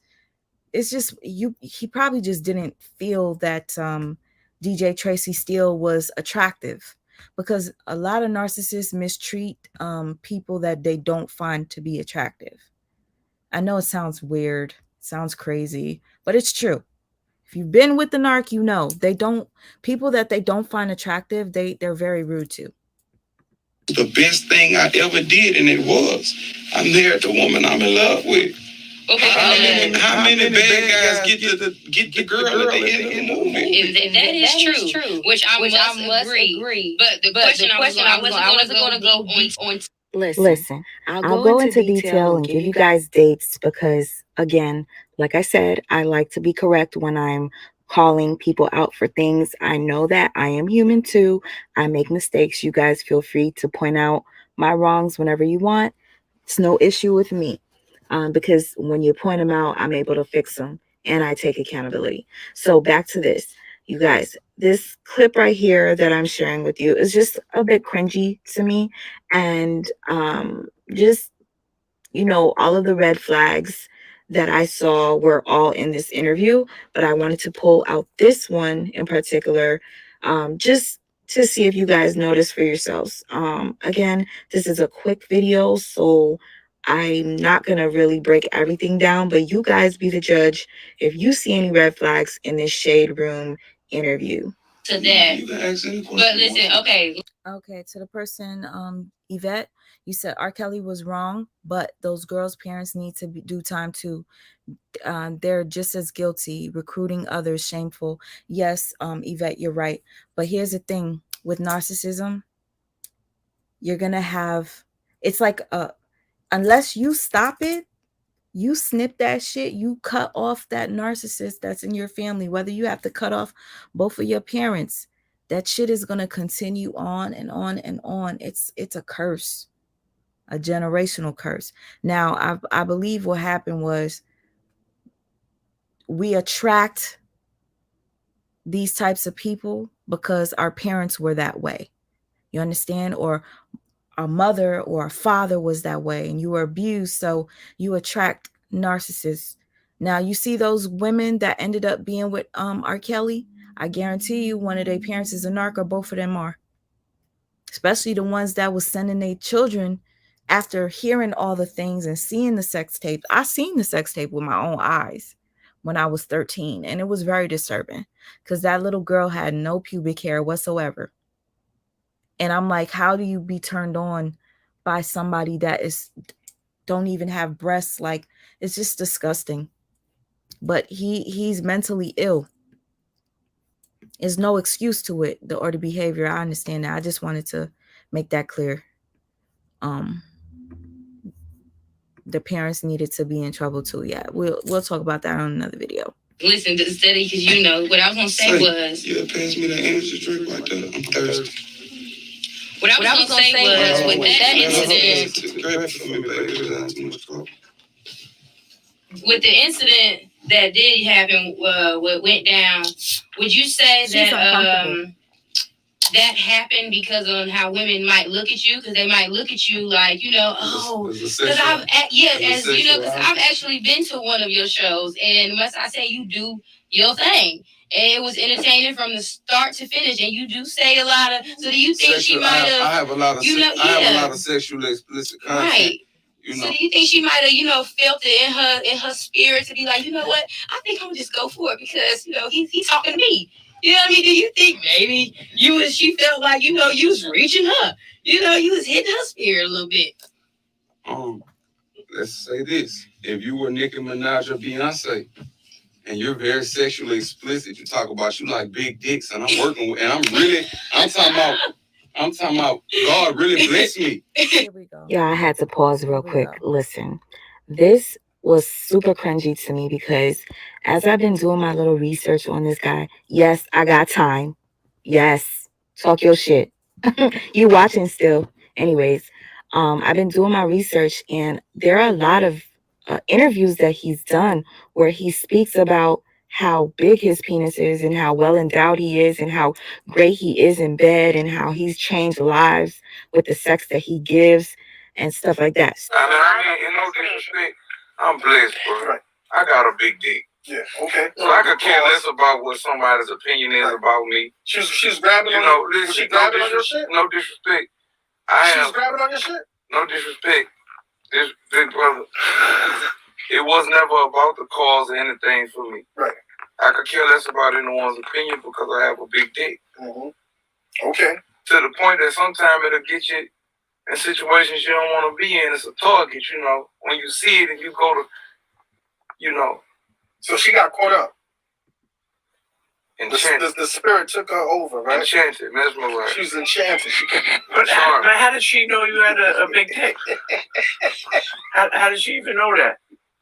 You could see it. Internet. Yeah. This is the Combat Jack Show. What's up, Kevin? No disrespect, but no disrespect at all. I say my pants, and you can see it. Okay. You can see the banana. From now on, I'm only looking at you from belly button up. Belly button up. Chest up. No disrespect. And then I'm like, you reaching forward when it's like that. Imagine what happened if it was erect. My God. When I tell you, there's many interviews where he talks about his dick, okay? Many, almost every single one. And I noticed for anybody that watches Nature Boy has a obsession with his dick. He's constantly saying he has a huge dick. He needs to reassure himself that his dick is big. Isn't my dick big? Oh yeah, I fuck up your insides. I'm this, I'm that. And his dick is not that big. I seen Kevin Gates' sex tape as well, sis. You said average at best. He has a long penis, but it's skinny. That shit is sharp like a knife. It's a long, skinny one. Women, let me just play this so you guys can see this motherfucker is obsessed with his dick, so much so that the Fader had to do a separate video. They cut this up and it's all about his dick. The people that don't like me, I don't care because I have a big dick. You have a big dick, you don't care about somebody with a little dick. Who gives a fuck? Your dick's little. That's why you always talk about Kevin Gates. Because if you had a big dick, a woman would be trying to see it or caress it or pet it or put it on a leash and walk it or something. My mother told me, Kevin, it doesn't matter because at the end of the day, you still have a big dick. And you don't have nothing to do but look at Kevin Gates. You don't have a big dick. So you have to be mad at me because I'm enjoying life. Dick swinging. With that being said, so yeah, I added the Nature Boy shit in there because I thought it was funny because it is. Anyway, let me tell you something real quick. Y'all see Amir sleeping? Let me cover his butt. I don't want y'all to see my baby. Let me show you guys something because I was like, what the fuck? How is this dude always talk about his dick and everything? It's like ridiculous. Oh my God. Hold on, because I did not expect this. Who was he talking to when he started talking about his dick? Hold up, because I saved it here. He even talked about his dick to Mike Tyson. Yo. Okay, please tell me it's not here. Because what happened was I had exited out of the video. I had it set up and everything so you guys could hear it. Okay, so what I'll do is I'll just get back to, I'm going to have to pull it up on my phone and then I'll get back to it on the screen. But he constantly talks about that dick. Okay. Come across a lot of narcissistic people, which everybody has narcissistic traits. We know that already, but most narcissistic people that are true narcissists / sociopaths, because I'm kind of getting sociopath vibes from him as I'm doing this research. You know, he has spoken about his past, and in his past, he seems a bit demonic. And y'all, it gets deep. Let me just get back to the video because this shit is cringe. And I'm gonna be honest with you, having a big dick is not a good thing. When you get to pushing all up against your woman's cervix and shit like this, so I don't want to hurt the woman that I love. So having a big dick ain't really a good thing. But let's be honest. If you were Nicki Minaj or Beyonce, I'm only speaking hypothetically. Hypothetically, okay. Okay, enough with this. I wanted to show you guys. Hold up. I'm going to show you guys the other clip. Every interview that he did, he mentions the Nicki Minaj and the Beyonce thing. It's like, dude, switch up what you say to people because that shit is a little annoying, especially when you have true fans out there that watch your interviews. It's like repetitive over and over. And one thing that I noticed that Kevin does is he'll be like, I've never told anybody this, but I feel like he does that to make the interviewer feel special. But it's like, yes, you did. You told Mike Tyson this. You told so-and-so this. You told so-and-so that. But every time you're like, I never told anybody this, or you're the first person I'm telling this to. It's all in a charm. It's all a game. Okay. People will understand when they've been with a narc. Kevin Gates interview, explosive tell-all. Okay, this one right here. Oh, big brother. I found this to be quite odd that he was talking about this to Sway, because why do you talk about your dick to men? It's just off-putting. You gotta think. Hold on, no disrespect, but look, I ain't gonna say I'm no religious person. Yeah. But this lady didn't make herself. Mm-hmm. So when she in it, just, you know, I like to savor the moment. I'm gonna kiss everything. You gotta think. I done went years without touching a woman. Mm-hmm. So it's I'm gonna enjoy this experience. I'm gonna savor the moment. Mm-hmm. So you gotta think they got women that hit it like he really evil. He really, you know, he really nasty, and he don't mind being like that. You know, he just was on what. I noticed that him and Nature Boy have a fixation with booty. Nature Boy only likes to have anal sex with all the women that he's with. Anal sex, and he's more so attracted to trans. And Nature Boy's ex has even said that she's thought that he was gay, but she didn't want to admit it. This right here, call it sucking this girl toes, and you know, and they got women that just, you know, they can't control it. Then I'm working with something. Like Atlantic had to throw away a lot of my pictures because I like to sag my pants, and you could see my print, that monster. You could see that monster. Oh, so they had to get in. You could see that monster. Like, what? How could you look another man in the face? Y'all, tell me this is not weird. How could you look another man in the face? He's not even looking at Heather B and the other co-host. He's looking at Sway talk about his print. You could see that monster with such conviction. Yo, this is odd. Really eat booty. He really, you know, he really nasty. He don't. He talks about eating booty all the time. I don't know. It's a thing with these dudes. I ain't being like that. You know, he just was on what you call it, sucking his girl toes. And, you know, and they got women that just, you know, they can't control. And then I'm working with something. Like Atlantic had to throw away a lot of my pictures because I like to sag my pants, and you could see my print, that monster. You could see that monster. Oh, so they had to get, and I'm to be honest, you know, God bless me. I'm blessed. Mm-hmm.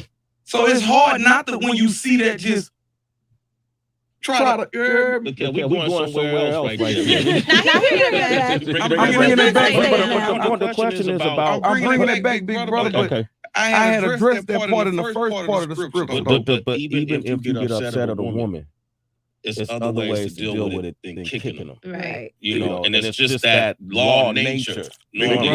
Oh, no. I mean, I've never had anal. I'm just saying there's a connection between, well, Nature Boy prefers men, and that's a given. If you guys follow Nature Boy, you're going to know that it makes sense. He hides the fact that he loves anal with his women because he prefers to be with a transgender. He just uses the women as beards, period. So to me, it's not an issue, but when you're using women as beards, it's a problem.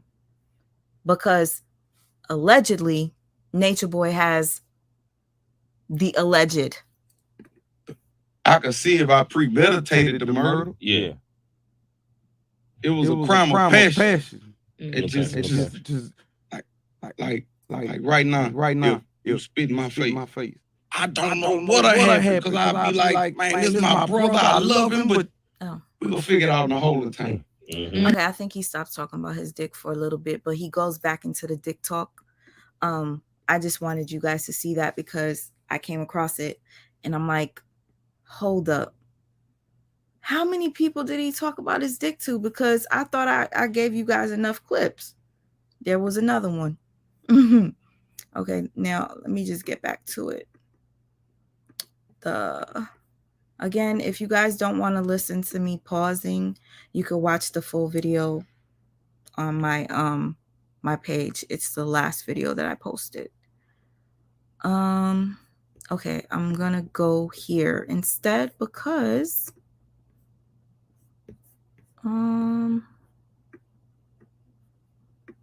as a matter of fact, I think I was good where I was at. Kevin Gates, narcissist. Here we go. I'm only giving an illustration because I said this before, and I just felt compelled because you was touching my spirit to come stick my dirty ass fingernails in your pussy and give you a yeast infection. You know, because most men, I'm gonna keep remote street cats, you hear me? We be so after the money that we don't have time to clean our clean your hands. But when you wash your hair, it cleans under your nails. That's the beautiful thing about the body. You know, one hand washes the other. Okay, so you teaching me something here. All right. Right, but if I was to stick my dirty ass fingernails in your pussy and give you a yeast infection because I felt sexually compelled to do so. But not To touch one's genitals without permission or consent is a sexual battery. Would I be right? Would I be right? I need a verbal response, please. The man has spoken. No, I mean, I need a verbal response. No, you would not be right. Thank you would not. Look, so you feel like you just want to look. Lord. Got his little cup. All right, Sip y'all. to that. Let's push forward a little bit. So if I was to stick my dirty ass fingernails in your pussy, you probably got a pretty pussy too. You probably get a Brazilian waxed, little tight little lips and everything, and I with 2 fingers in your shit. Y'all, he just verbally sexually assaulted her. And that's, to me, I know she probably felt uncomfortable because that's mad weird. Like, you have a whole wife and you talking about, listen, it's just backwards to me, the things that he says. Like, he didn't like Tracy touching him because he's got a wife and he's holy. You so holy, but you're going to sexually violate this girl verbally like that.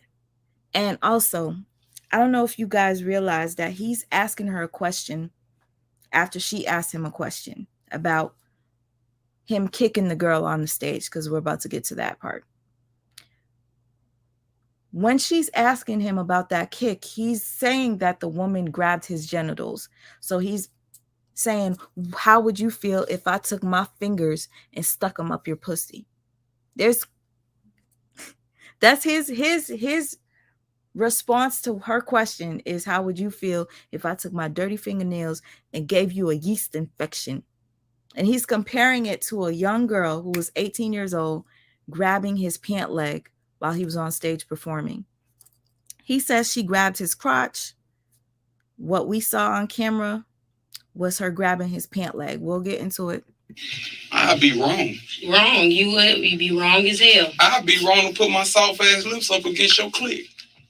I'd be wrong to do that. I'd be wrong. I have to attack you too. That's what I'm saying. I would be wrong. I would be wrong to do that. You would. I would be wrong. And when you in the moment of being disrespected to the 10th power, to the emotional, you know, because you got to put yourself in a hypothetical situation. You got a husband that love you. You got small children in attendance. You trying to raise a young child. With the way you conduct yourself and how your child see you conduct, you know, that's how your child's gonna conduct themselves in the world. So it ain't that you just couldn't, it's just the disrespect. Ain't no telling what you might do me in the moment of being disrespected. Really, nigga? I've noticed in many interviews, Kevin speaks about having a psychology degree from prison and how he just wanted to learn his mind and other people's minds. And that is a red flag to me, because that's the same thing a lot of other narcs that I've come across, and even a sociopath, has told me. They like to study the mind because it's easier for them to manipulate. So I'm assuming that's why he told the ladies it's dangerous talking to him. Peace and love and tranquility. Peace and blessings be upon everyone. But once you show me, it could be something simple, but you're going to reveal yourself. You're going to reveal your character. Always. You know, so if I look at something and I see that you got some type of maliciousness in you or something like that, or you being facetious. Always. That's a bit. But I don't never judge, because in psychology, it teaches us to have the individualistic approach. Every new individual is different. Yeah. So, like I said, I just formed my assessment. That's all. I'm just doing an assessment of both of you individuals right now. Oh, Lord. So what's It's next for dangerous you? talking to me. I'm really a psychology major, so it's dangerous even talking to me.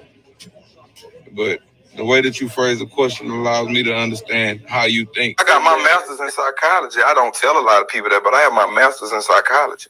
You know, I received my degree in prison. So I really know how to analyze, you know, body language. I study human behavior all day. You hear me?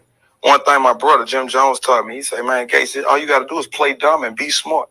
What you mean was next? I'm going to walk out the door when we finish. What do you have going?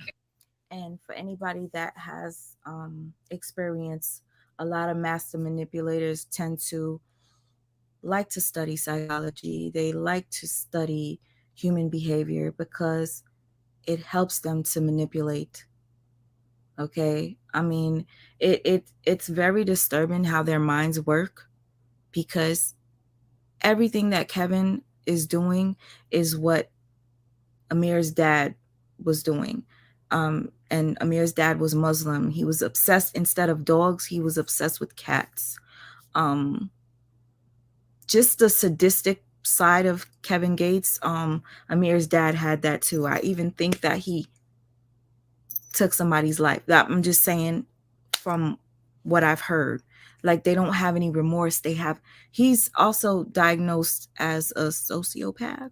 So, yeah, I get a little triggered when I watch these interviews because it's bringing me back to who I was with. So that's why I'm speaking on it. For your new career, what do you hope I'm to gonna walk out the door when we finish, because life is a journey. I don't know what's gonna happen. I might see DJ Drunk. I got a $10 million deal for you. What's So your I might walk out there and nothing may happen. Who What knows? is your hope? Everybody has dreams. What do you will happen in your career? I really disrespect, but I really feel comfortable sharing my hopes and dreams with you after you just asked me that other question. I feel like that wasn't about me as an individual. That wasn't fair. That was wrong to me. Listen, I just had to come back on because when I was watching this, it was very triggering because it's like, look at him making her feel as if she's wrong as an interviewer to ask questions that an interviewer would ask. Like, it makes absolutely no sense, but it makes sense, especially if he is what I am accusing him of being. You wronged me. Not trying to make you feel bad, but I feel like you wronged me. I guess it'd be cool for the interview for views, but that wasn't 100, and you know that. But honestly, if you guys go watch the interview, the only thing this woman did was ask him about the incident.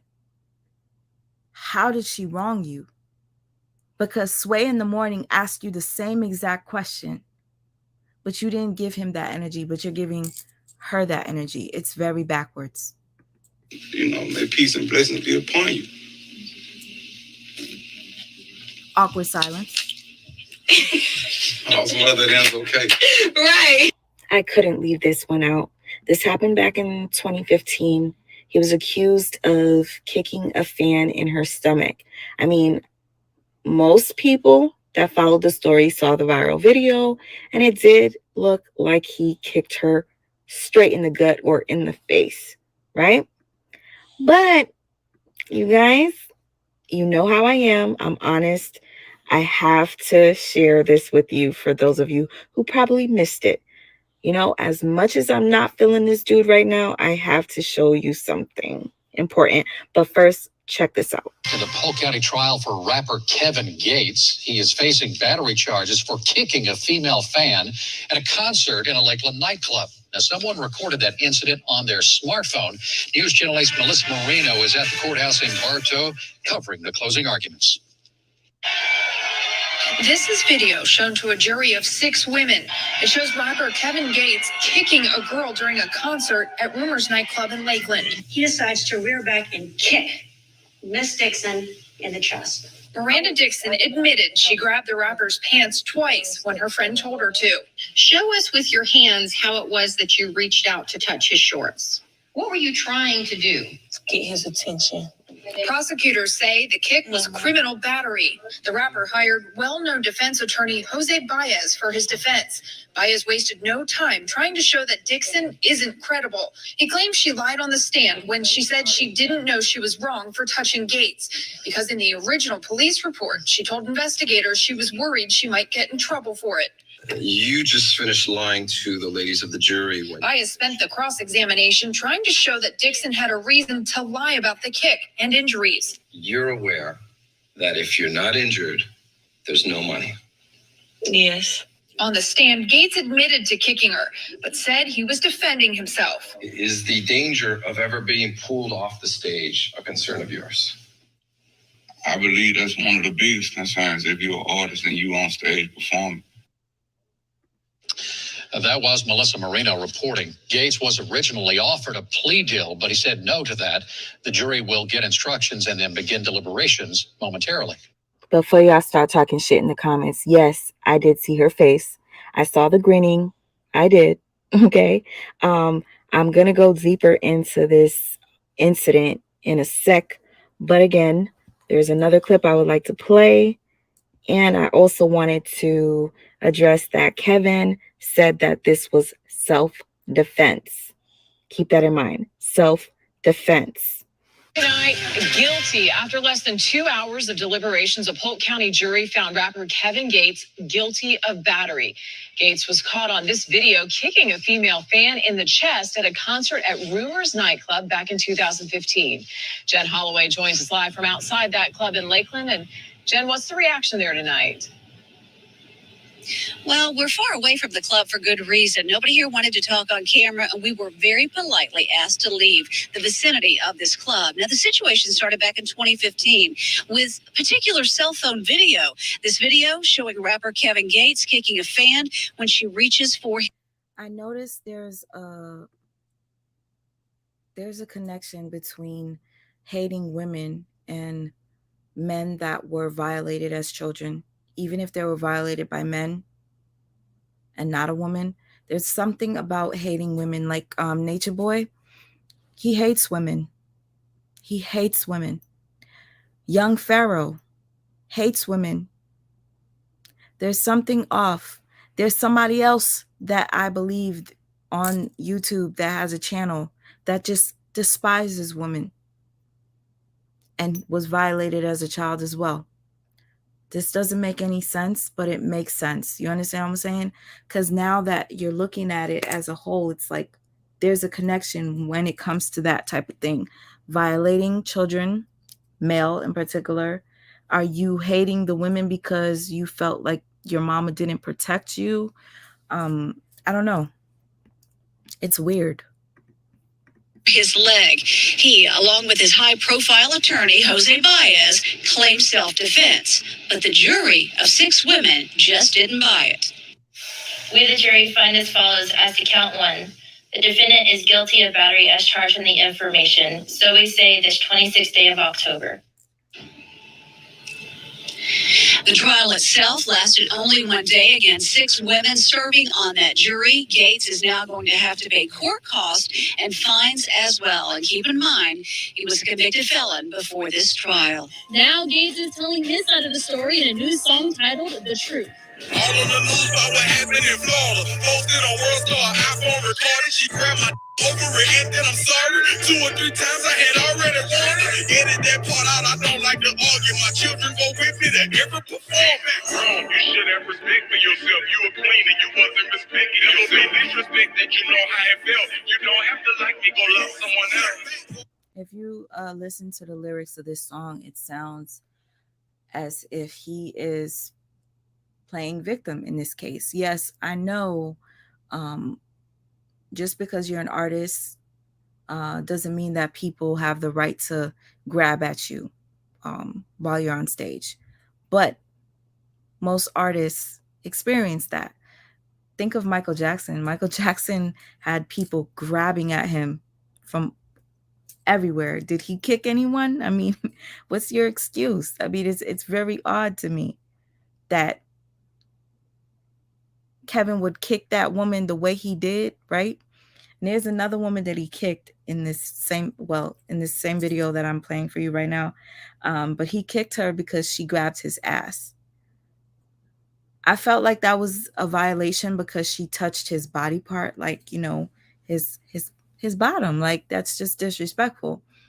Although I don't think that him kicking her was okay, I understood how his reaction to like kick at her just could have been justified in some people's eyes. You understand what I'm saying? But the way he did this one for grabbing his pant leg, and now he's talking about, oh, she grabbed my crotch and I overreacted. Playing victim. Kevin claims that the fan grabbed him by the crotch and he acted in self-defense. He was afraid for his safety, which I think was kind of weird because he had security right there next to him. Mm-hmm. They were right in camera's view. But anyways, there is another clip of another fan grabbing his bottom and he kicks her. That right there, you know, we could say is justifiable. Like she violated him for sure.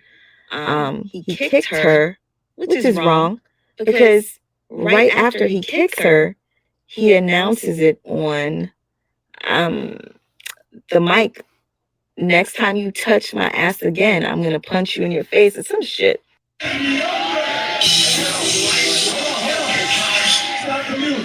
Hey, no disrespect. You grab my ass, I'm gonna punch you in your shit, and I'm gonna roll your man out.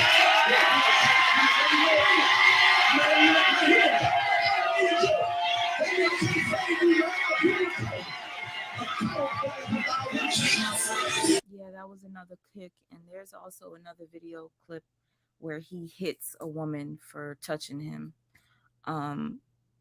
There was an interview that he did, which I didn't share in this video, where they asked him about him fighting two women after a performance, and there's video to that too.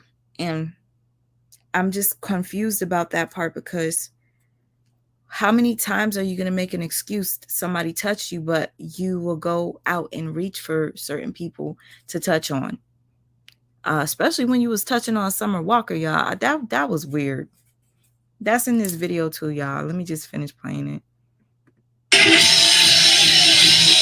A lot of people will probably say he was justified for kicking at the woman for grabbing his ass. Yeah, she was definitely wrong for doing that. But what I don't understand is, how do you have security on stage? You kick the woman and then you announce that you're going to punch her in the face and then rock her man. And then you tell security to back up. Like, security is not going to save you. What is it? Because that part, it really confuses me. You say that you don't want to risk your freedom because of your children and your loved ones, but yet you're doing stuff like this. This happened before the last incident. So I guess, you know, the second time around, he got his karma and ended up in prison, where I hear he was getting some head. But we're just going to keep that for another video, because we all know narcs are sexually fluid and they are deviants. He reminds me of Nature Boy. And speaking of Nature Boy loves him some Kevin Gates. He always posts Kevin Gates, and he started wearing the feather in his hair. He also thinks that Kevin follows him. Small world, huh? Hey, if I would have kicked that girl in her, first she said I kicked her in her face, then she said I kicked her in her chest. Bitch, I'd have kicked your heart out your back. If I'd have kicked you in your face, you wouldn't have no face no more. You wouldn't have had no face. So, come on, man. I never even made contact with that person. My wife got on there and showed her footage, but some people, they like to just, no, he did. He. Hey, cool. You say I did it. Hey, guess what? Me telling you I didn't do it, it's not going to change your mind. It's not going to change the world. The world already didn't like me. It seems like he's playing victim. If you know, you know. If you've been there with a narc, you know. This is playing victim right now. It's crazy. They all think the same. They all turn shit around to make themselves the victim. They just needed more of a reason to not like me. I don't give a fuck. Hey, I'm happy. The girl, hey, I love you, baby. Right game, wrong nigga. You know what I'm saying? You put an innocent man in prison. You took me from my children, but guess what? I'm now making up for all the birthdays that I missed for my daughter. I'm making up for them now. But guess what? I don't even care. Because while sitting in prison, I had the opportunity to find myself. When I went to lockdown, I had the opportunity to sit down and just read, do push-ups, and find myself. Wait till you see my footage. We got more footage. Okay, can I ask you about these lyrics? I got to be prepared. Okay. But I can't speak about that because, like I said, Okay, y'all. So here's where it gets a little difficult. Like he said, his wife had some footage. I'm a bit confused because I seen a comment under my video that stated, yes, he did kick the girl. It did touch. It could have possibly been that the video was edited to where we didn't see certain things. But at the end of the day, if Drika had this footage when they went to court, why didn't this footage save him is the question. So it's like I'm confused because it doesn't look like it hit. You guys could see for yourself. You be the judge in here while you're watching. Let me know what you think. Let me read some of the lyrics. Wait till you see my footage. Okay, I'm just going to read the lyrics. Okay, So here's where it gets real. There was a second video that came out, and I believe this came from his ex-wife who was defending him in this case. If you look at this video, it does not look like that kick hit the woman. Like, it doesn't look like it touched at all. I played it in slow motion as much as I could so that you guys can see as clear as you can. I believe she's the one wearing the red wig and the red outfit. According to the news report, she was unconscious and she was in severe pain or whatnot. It didn't look like that here in this clip. But when I was reading the comments under this video, people were saying that wasn't the kick.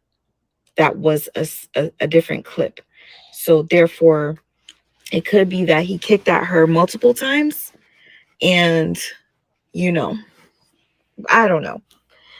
I don't have the time and the ability to do more research on this, to check the angles, to see if this is the exact time that he kicked her, you know, but it doesn't look like the kick hit at all, which makes the girl a liar. But it still doesn't justify him kicking at her.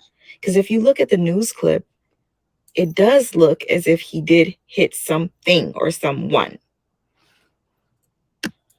I had to share that clip with you guys. So yeah, I'm confused about this one. You know what I mean? Because it doesn't look like the girl got kicked from this point of view. Just telling you how I feel about it. And it sucks because it's like I like the dude, but something ain't right. You can see I am really not that type of person to only show the bad. You know, this makes that girl look bad. Okay, we don't know exactly what happened that day. And if this was used in court, I'm confused as to why he had to do time for kicking at her and why the young lady didn't get in trouble for not telling the truth. That's why I'm starting to believe some of the comments in the comment section under that particular video of people saying that that wasn't the first kick. So I guess the second kick that he did is the one that hit.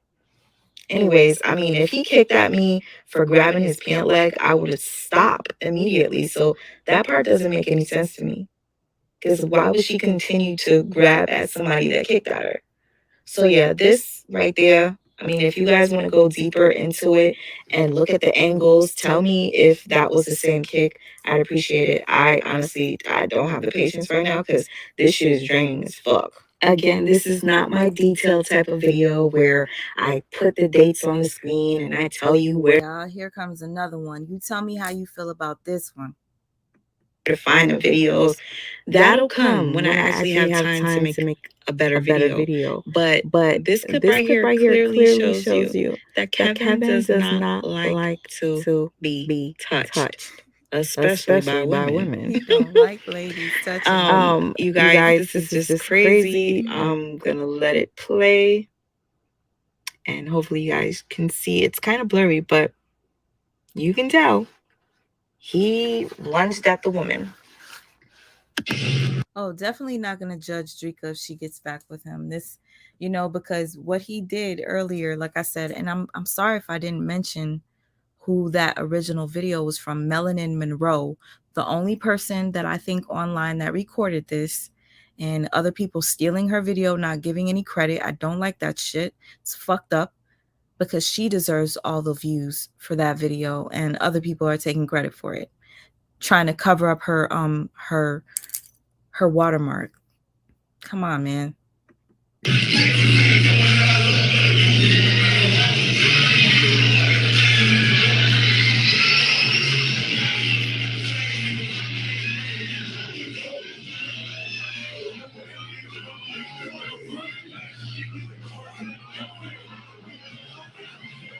Record all your shit? Yes, by myself. That's crazy. Yo, it's crazy because like even in the short amount of time that you were gone, like I feel like hip hop. Hey, no disrespect. How long we gotta do this? Cause you gotta think I just come. Okay, his behavior right here, the reason why I wanted to show this was because it was also a red flag to me. The way he's breathing, the way he's just like irritated by just being there. Nobody told you that you don't have to take an interview if you don't want to. That's the thing. But the second you sit down to talk with these guys, this is the energy you giving. Such a narky thing to do. That's just my personal opinion. But just check it out. Record all your shit? That's crazy. Yo, it's crazy because like even in the short amount of time that you were gone, like I feel like hip hop. Hey, no disrespect. How long we gotta do this? Cause you gotta think I just come out of jail. I didn't even get time to transition, and I feel like I'm being interrogated. I do. But no disrespect to y'all. I'm trying to answer the questions as best as I can without being disrespectful. But it feel like I'm being interrogated, like I'm talking with an attorney. I'm not even gonna tell you everything because you ain't really got my best interest at heart. You just trying to take my pockets. So you know what I'm saying? I mean, we just trying to see what you're working on. I'm working on Luca Brasi 3. I mean, it's amazing. It's incredible. I mean, and then I make something more amazing than that. If it be the will of Allah, that's me, bro. It's simple, bro. Like, I don't think about all the shit like he keep talking about. No disrespect to you. You keep talking about so you don't have. And look, hey, I'm me. If you real, I fuck with you. You fake, fuck you. And well, I'm asking because that's an interesting perspective. And I move by myself. I'm not a tough guy. It's just me and God. And if you don't feel like doing an interview, then don't do an interview. I just had to throw this clip in here just to further prove that Kevin does not like being touched at all, unless he's the one doing the touching. So Summer Walker and her boo Larry looks like they were in a secluded area what seems to be VIP when hip-hop artist Kevin Gates decided to approach Summer Walker. And while approaching her, he was very touchy-feely, putting his hands over her shoulder, all over her hands, like he was very close to her. And she seemed to be very uncomfortable. And the clip circulated on social media for the very reason that it was so uncomfortable to watch. You can see the discomfort in her face. These two have made it so apparently clear publicly that they do not enjoy to be touched by people they do not know or feel comfortable around. And for Kevin to go this route was very bizarre. Kevin Gates is a hip-hop artist who experienced very similar obstacles in his career because he actually had an incident at the beginning of his career where he did not want a reporter to touch him. Once she touched him, he backed away and wiped away her handprint. And a lot of people thought that was rude, and he received a lot of backlash for that. And another incident was when a fan touched his bottom, and he ended up kicking the female fan, and he served 180 days in jail for it. Hey, no disrespect. If you grab my ass, get a punch in your shit, then I'm gonna roll your man out. But all of Kevin's reactions to not wanting to be touched all made sense when he made a shocking reveal while on a podcast. I never said this in no interview, no podcast, or anything like that. I grew up real violent. real aggressive. Not because I wanted to be, but I was molested when I was a child. That are coming up, man. I mean, I don't pay attention to. I got children. I need to pay for it. So if I paid a lot, then it wasn't expensive. I mean, if I wear it, but like I say, it's not that much to me. I'm just me. Tickets, I don't get pulled over, none of that shit, because I pray in the car. So. well, let me tell you this from my perspective. The reason why I'm asking you that is because that's interesting to me. Like, I have conversation with a lot of different people. It's interesting to you, and please don't touch me again. I know it's interesting to you, dear brother, because it's uncommon. But like I say, it's not that much to me. I'm just me. The same sweatshirt. You probably see me with it on. If you guys would like me to continue to be more in depth, because there are so many red flags that I caught, some that'll even sicken you to your stomach because he is so into his dick. He really has a dick complex, just like Nature Boy does. I can share that with you. We could break things down together. I can play interviews that he's done live, and we could just break them down if you like. You had 2 kids born within a week of each other? Yeah. One born in November, one born in December. They like 2 weeks apart. 2 weeks apart. Yeah. How was that experience having 2 kids from 2 different mothers at the same time and going through all that emotional? Both of them, I didn't go through that, big brother. Both of those women loved me with all their heart. So it was about making me happy. I didn't come in the picture and say, look, I want to be your moon, your star, and your universe. No, I'm the realest. See, the thing is, he's about to tell you who he is. So it's like, to anybody that's watching, he warned you. Okay? He warned you. And a lot of times we ignore the red flags because we're just so infatuated or whatever. But this nigga you gonna ever meet in your life. You got to accept the good, the bad, and the ugly when you're dealing with me. Because I ain't shit. You got friends who got HIV? Man, want me to tell you something? My daddy died February 25th. My biological father, he died from AIDS. Really? Yeah. He used to tell me, man, I had more hoes than clothes. That's what he used to tell me. I had more hoes than clothes. I never understood what that meant. You heard me? I never understood that. You know, I had more hoes than, Masons got dresses, I never understood what that meant back then. Right. yeah, I wanted to mention that too. Thank you for saying that. Introverted Nail Queen then said it was all about making him happy. That was a complete red freaking flag. Complete. Stand on. Yeah. You say you had more hoes than clothes? But look, unfortunately, look what happened. Yeah. Sometimes when we use clips, it's unfair because you can spin a narrative yourself. It's best to see an entire interview to be able to decipher what is a red flag or not. But for the purpose of this video here, obviously I made some edits, but I made sure not to try to make him look bad purposely. You know what I mean? So anyways, I'm happy that you guys came by. Hopefully you enjoyed this video, this breakdown. There's so many other people that I've recognized these signs of narcissism in that are celebrities, but The thing is, if I mute, I don't think your guys are gonna be able to hear the video. Let me try it. I choose not to talk about them because it is a lot of work just watching videos and trying to gather the clips with the red flags to show you. I like to do it this way so that you guys can learn visually, Can you not still just hear? off of watching videos that break down narcissism. I'm a visual learner, and I know a lot of you are too. So my voice is getting a little crackly, kind of tired. Just wanted to share this with you and explain to you. My bad. If you guys want to watch this video without me stopping, pausing, and talking, interrupting, please click out, go watch it. It's the last video I posted. And when I muted just now, were you guys able to hear without an echo? Because it kind of makes sense now that you say that me muting would help the echo. Why my views of Kevin has changed. And the end of the video, I'm going to just drop you with a couple of clips that, made me really admire him, because he does speak a lot of truth. and he's very relatable, you know. So yeah, I'll show you why I ended up falling for this dude, but I'm no longer falling for the bullshit. I'll see you guys on the next video.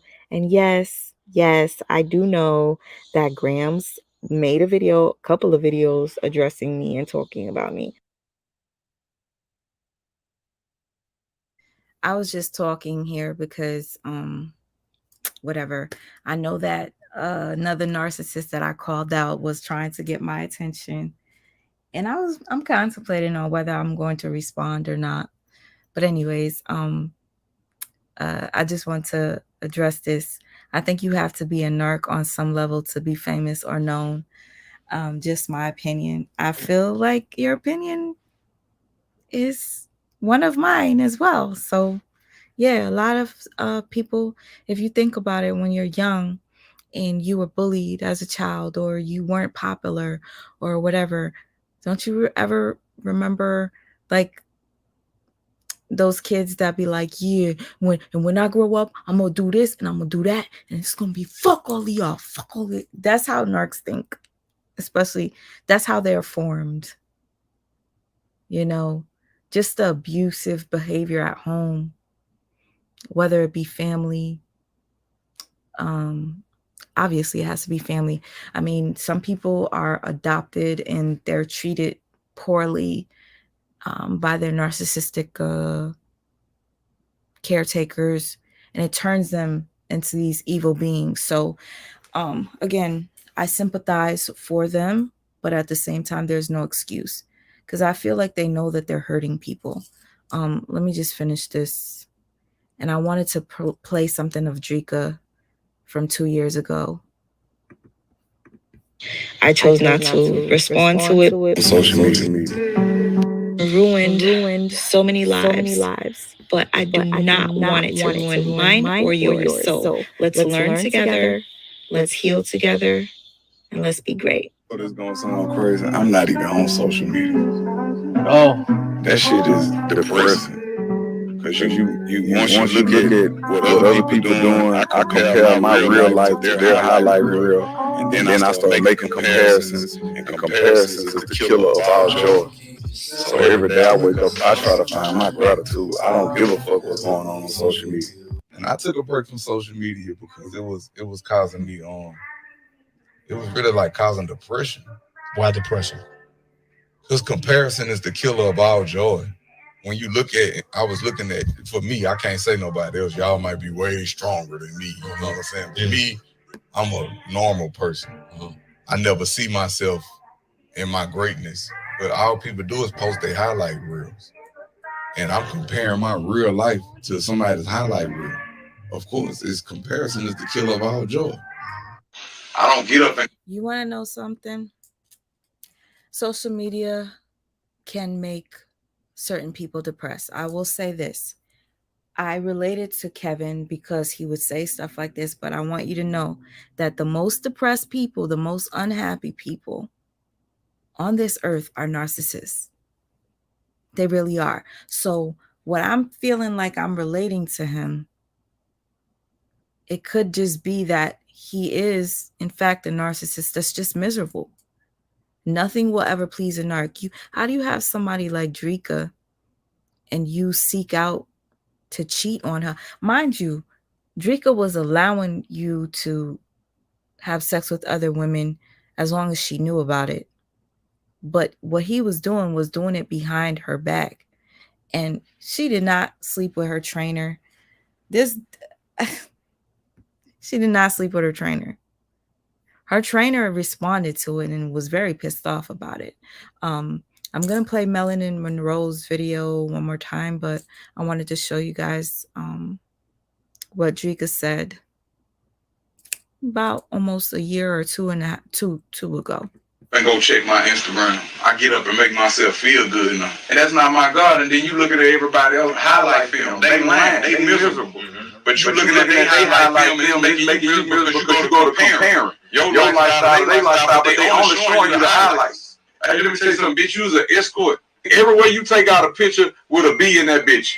Bathroom, beaches, balconies, buy the kitchen, buy the living room, buy the, you know what I'm saying? You ain't even got no furniture in your house. Yeah. But we get lost in that, man. This bitch got ass shots and and this bitch living her best life.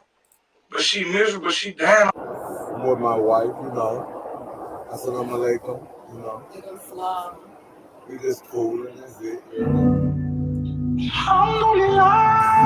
I'm only gonna let it play up until he says a specific thing, because that was one of the reasons why my video was taken down in the first place.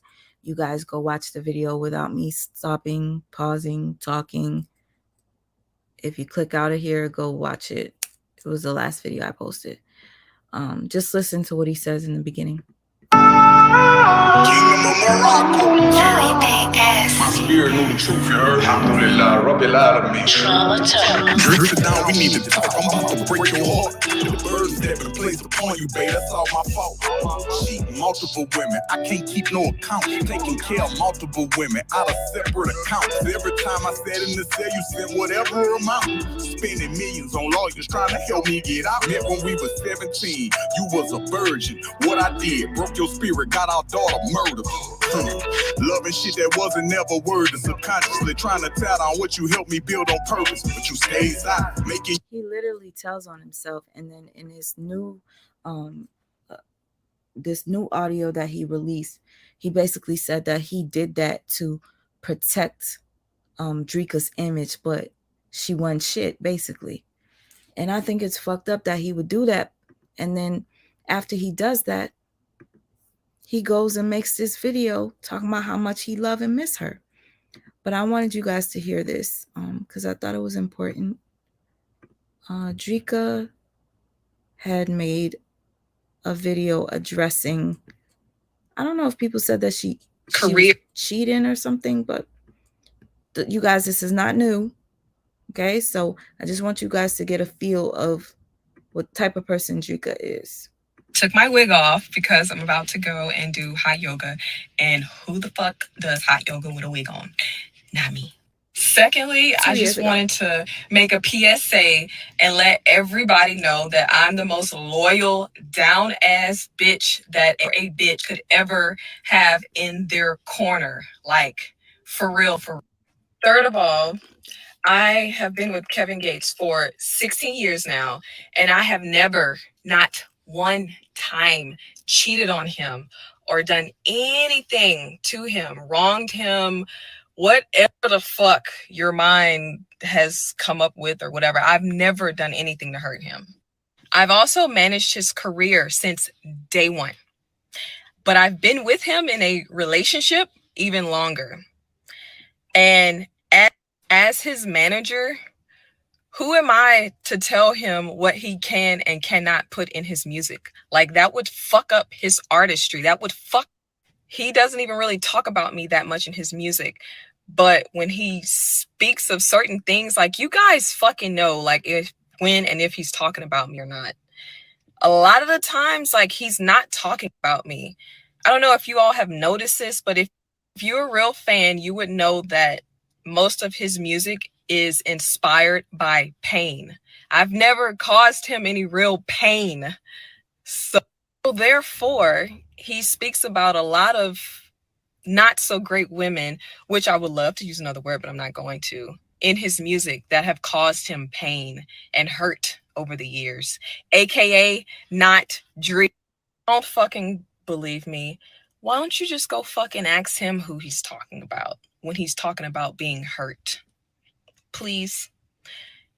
Anyways, I love everybody else, and forgive me for getting on that, but that is something that has bothered me. I hate for people to come at me like I've fucked over him, which I never have and never will. Don't plan on it. I will leave him before I fuck over him. That's just not in my nature to do that to anybody. And anyone that knows me knows that. Okay, so I love y'all. I gotta get to my fucking yoga class, so I don't have before my spot is gone. I love y'all and good night. Okay,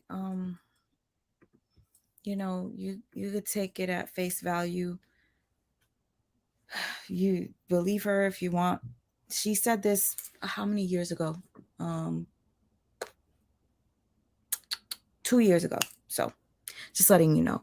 You guys, I'm probably going to end the video soon because I feel and look a mess. I just came on here to let you have an opportunity to share with me your thoughts. I was going to do a call-in, but I fucked up today. I might even remove this live because I just feel weird about it. I wanted to share one more thing with you. I remember I did say I was going to show you one more time the Marilyn Monroe clip. Here we go.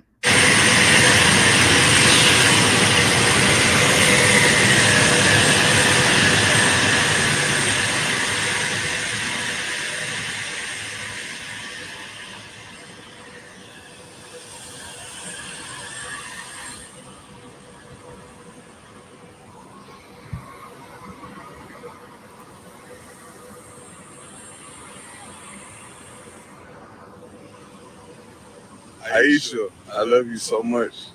Say the word, I throw all this shit away. I just love you. If you watching, if you listen. About to get in my car now.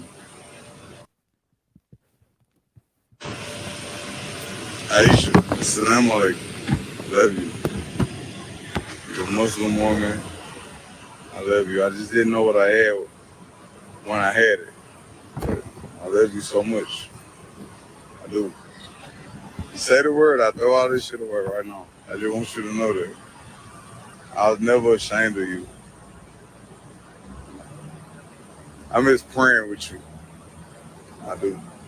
All this other shit, this shit just, it's fluff. It's entertainment. It's clout. It's not real. But I love you. Assalamu alaikum. I love you so much. Aisha. Aisha. I love you so much. I do. I just thought about you when I was on the plane because I sat in the same seat that we sat in when we came to where I'm at right now. It's been an amazing journey. I swear to God. I love you. I do. I love you so much. I don't know why I'm going live right now. I just had to tell you this. I just want to worry about Aisha. I love you so much. Assalamu alaikum. I'm about to get off the phone. Assalamu alaikum. I love you. Habiba. Excuse me. Forgive me. I love you. I miss you. I miss when we used to pray together. I do. I love you so much. I don't care about what people say about me. I don't care. I'm really out shook. I love you so much. I don't even know if you can hear me, but I love you. Aisha, I love you so much. Say the word, I throw this shit away. Inya, Saru Kalafa.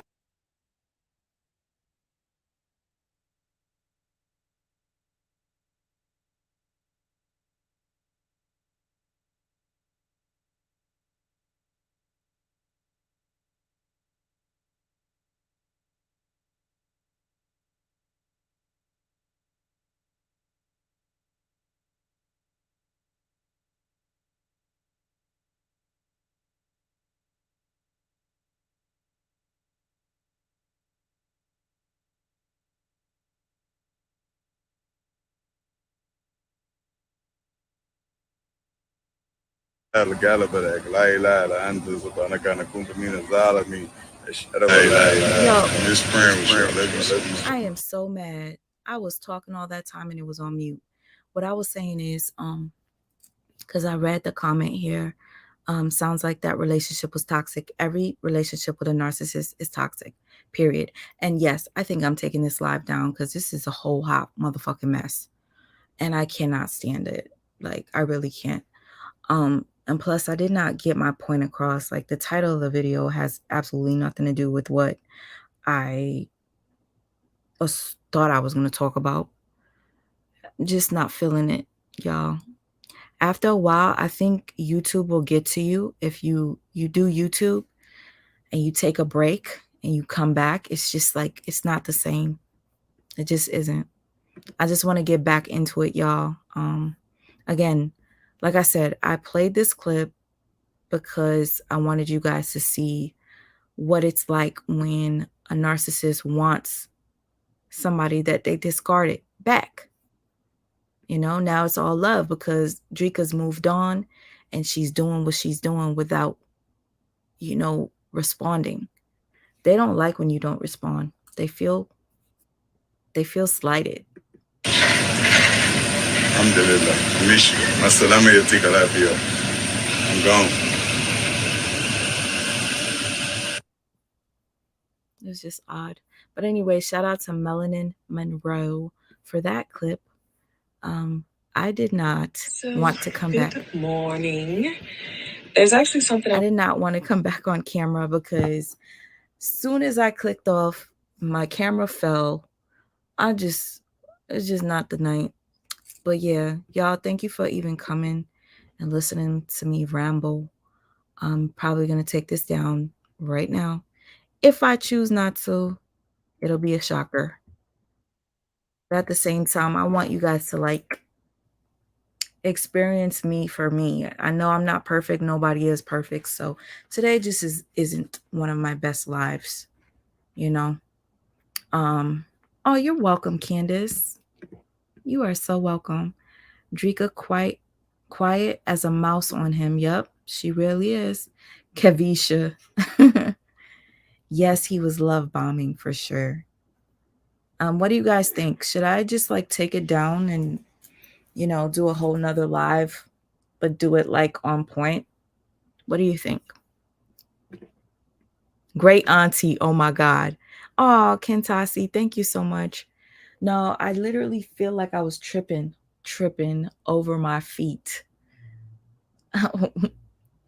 But yeah, I appreciate it, y'all. It does say a lot when you guys actually stick around when shit isn't going right. So thank you. I appreciate it. Yes, you said be myself. Okay, thank you. Thank you. I will. Noelle said it was fine. Oh, Kevin is not worth a new live. Thank you, Kentasi. You are so freaking right. Thank you. Keep it up. Okay, I'll leave it up. I'll leave it up. I don't like messy lives. I just don't. And again, I had in my head that I was going to have you guys call in and share your thoughts and whatnot. But because I didn't do it the way I planned, I'm probably going to do like a call in tomorrow. Before I go, I wanted to tell you about this video that I came across. The video was Kevin Gates's former lover. She came out and it sounds as if she's a white woman. When she was talking to I forgot who the blog was. It's a major blog though. She was talking to the blog. She sent them proof that she was with Kevin. The blogger never posted that proof, unfortunately. So it's like, I don't know if I should share it with you guys. But her name, I think, was Mila. If anybody knows who Mila is, let me know in the comments below. I'd appreciate it. She was definitely a white woman. She said that Gates and her were together and Drika didn't know anything about it. Okay, so you want me to share it? Okay, I'll share it, Aquarius. You know what? Let me share it before I go. And then tomorrow, if I choose to talk about Gates again, I'll play it from the beginning.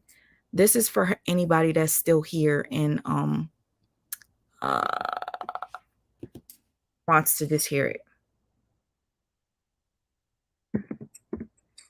See if I find it. Kevin Gates. Y'all, please bear with me because I saved it, but I don't know. Okay, let me write mistress. Maybe if I look up mistress, it might pop up. Peeks out. Nope. Okay, I think I'll find it right now. Hold up. Because it was a blog that I follow. When I see the name, I'll remember. Okay. Kevin Gates. Gossip of the City, y'all. Okay, I'm about to play it for you guys. If you're interested, you can stick around. But the woman definitely sounds like a Caucasian. It's like, how did you guys meet? You know, let me know everything from beginning to end. Long story. Okay. Long story. Okay. We met a while ago. So, like, I live in Denver, Colorado.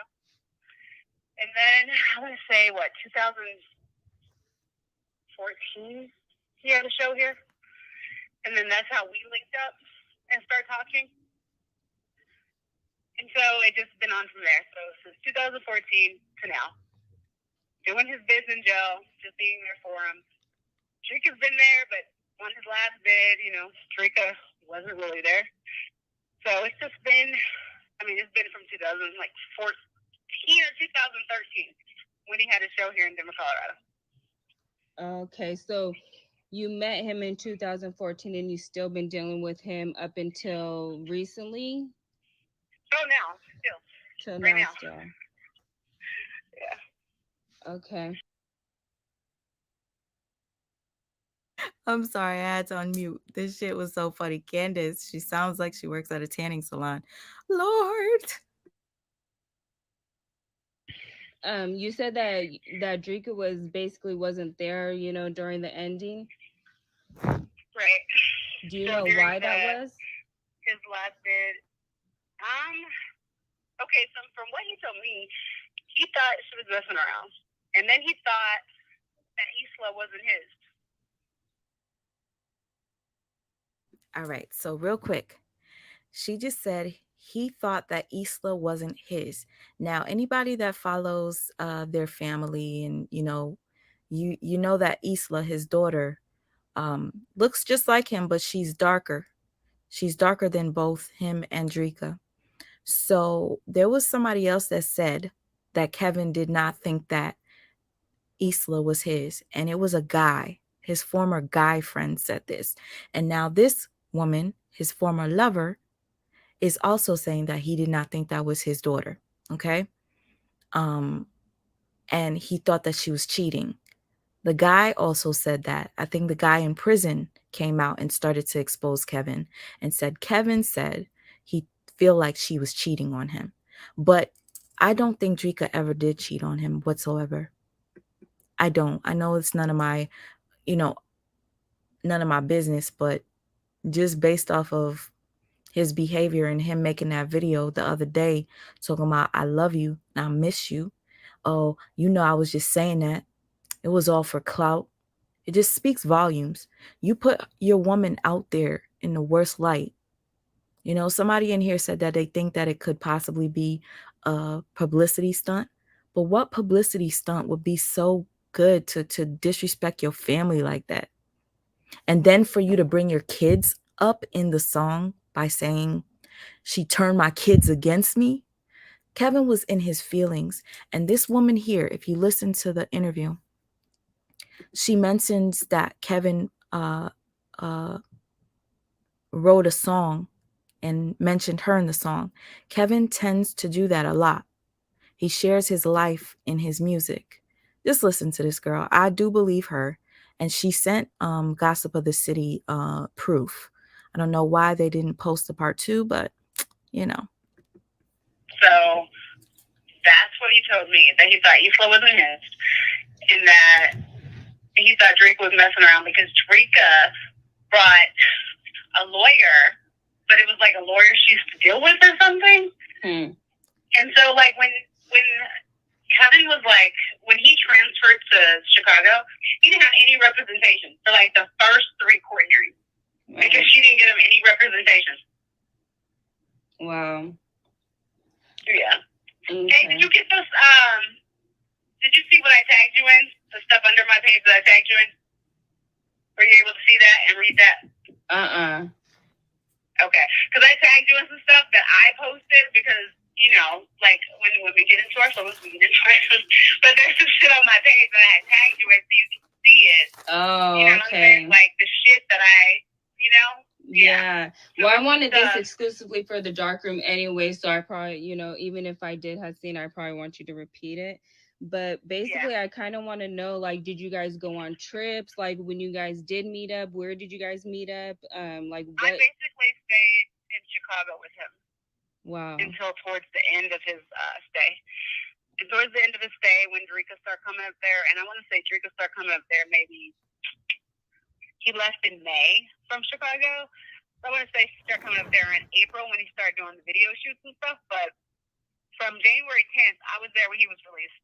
I was there at his auntie's house. I was the one he was released to. I've been the one in Chicago with him. I was the one in Chicago with him. And during his whole bid, when he needed money, anything like that, I sent it. So Drika knows about you, clearly. You'd be surprised. No, Drika doesn't know about me. Drika knows about Nick, the one I told you about, because her and Nick is from the past. So Nick is the one that they have threesomes with.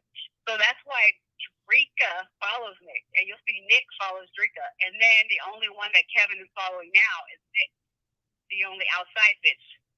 Can you say the name But again? they have threesomes and stuff. So Nick. they're all cool. Drika don't know about me yet. That's why, like the recent songs that's come out, he had to take out the word Mila and he just had to take out my name because Drika doesn't know about me. Wow. Yeah, and so it was like some new songs made, and then he had to revise the lyrics from Mila to like she. Like if you listen to the song Pretend, I could send you the original copy that he sent me. Yeah, And do that, the please. original copy that he sent me is Mila, and he changed it to she. Okay, yeah, send that to me. And I need tagged that. you in that too, because that's on my page as well. I had tagged you in that. Okay. So when you say that he was released to you, what do you like? How did that happen? So on January 10th, the morning of January 10th at like 4:30 in the morning, so Boobie and Jay drove up to the jail to get him. Now Drika was there in the Sprinter. So Drika was there in the Sprinter with Greg. Greg is like kind of like the right-hand man. He takes pictures and stuff. It's Spencer too. Spencer takes the pictures. Right. And Greg is like the right-hand man that does the paperwork and stuff like that. And he handles like he's kind of like the PR. Greg is. Okay. But, okay, so he was released on January 10th. And so he was released. He ran into the Sprinter, which he was with Drika was in the Sprinter. But then as soon as they stopped at the next gas station, he jumped in the car with Jay and Boobie. Jay and Boobie came straight to me. So he didn't even he wasn't even Drika for like more than 30 minutes. So what do you think that they were like beefing when he got out. Like he didn't want to be around her, he didn't want to talk to her, nothing. Like she didn't have the lawyers, nothing. Like the bitch was so filed like during his like last bit. You know Are they married? So like when he got out, okay, so this is the tea. Okay. They're not legally married, which is why he could not go home when he was released. That's why I was like asking. Usually when you get out of jail, you're able to go home to your wife and kids. Exactly. Well, they had like a Muslim Islam kind of whatever, to where like I was there, they were like, no, I'm sorry, that's not your real wife, and no, you cannot go home until your 90 days is up. So that's why he could not go home to LA, because they are not legally or in the system looked upon as being legally married. Right. Wow. And so that's why he could not go home to LA from Chicago, because they were like, that's not your wife. Sorry, that's your kids, but that's not your wife. Right. That's not your, So yeah. Wow. Okay, so what happened recently with all the abuse that you had mentioned? So we get into a fight, like I don't bite my tongue. I'm very well spoken. I'm very open, and he doesn't like that. So women submit to him. Drika submits to him. Bitches like the ones that I sent you submit to him. Right. And he doesn't have this problem with people talking back to him, should I say. You know what I'm saying? Like, everybody that he has around him is like a yes man. Of course. And so I had just posted that too, and I tagged you in that way. But I was like, here's the sub. I was like, this post is the sub, because I literally explained everybody around him. But I'm like, he literally has everybody around him as a yes man. And when I tell him about himself, he has problems. And so one night, this is what brought me to Eufy. Like, this shit irritated the shit out of me because I just found it out. So our last fight, which was over the summer, like, we fought. It was a big fight, bruises, everything. I have pictures. Can you send those to me? But he said, The audio is about 2 years old, I believe. yes, I can send this to you. But all right, so we fought. We got into a fight because of some shit that I said, some shit that he said. But then I found out me and Brandy have a mutual friend in Atlanta. Okay. And Brandy be talking. You know what I'm saying? Like, she was really all. Okay, so that's so funny. You said this bitch running her mouth. Yes, see, you know what's weird about this interview? When they started the interviewer asked her, "Are you still dealing with him?" or something like that. And she said, yes. My thing is, I'm pretty sure, Kevin would never fuck with you after you expose all these secrets. But again, there was never a part 2, so I never got to see real solid proof. That's why I didn't know if I wanted to play this for you guys. But a lot of things that she said sounded familiar from what his former jailmate said. They said the same thing as far as him not thinking that daughter was his because she's too dark-skinned. And also that he was always thinking Drika was cheating on him. And most of you know, when you're dealing with a person that is cheating, usually they will blame or accuse you for cheating. And it's all because it's in their subconscious. Like, they're pointing the finger at you. They're making you the guilty one because inside they're guilty of doing the cheating. I forgot what they call it in narc talk. But anyways, I'm still contemplating whether I'm going to keep this up or not. I know I said I would, but I really don't like things that are just like all over the place. It just makes my head spin.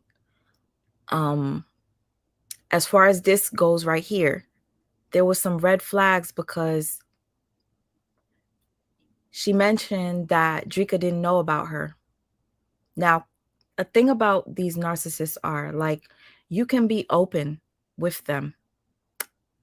You tell them they could cheat on you as long as you know what's going on. They're still going to cheat on you in private because it's a thrill for them. The fact that Drika was okay with the threesomes and she was okay with him stepping out and just coming back whenever he was ready to come back, it made it not so fun because Drika made it too easy for him.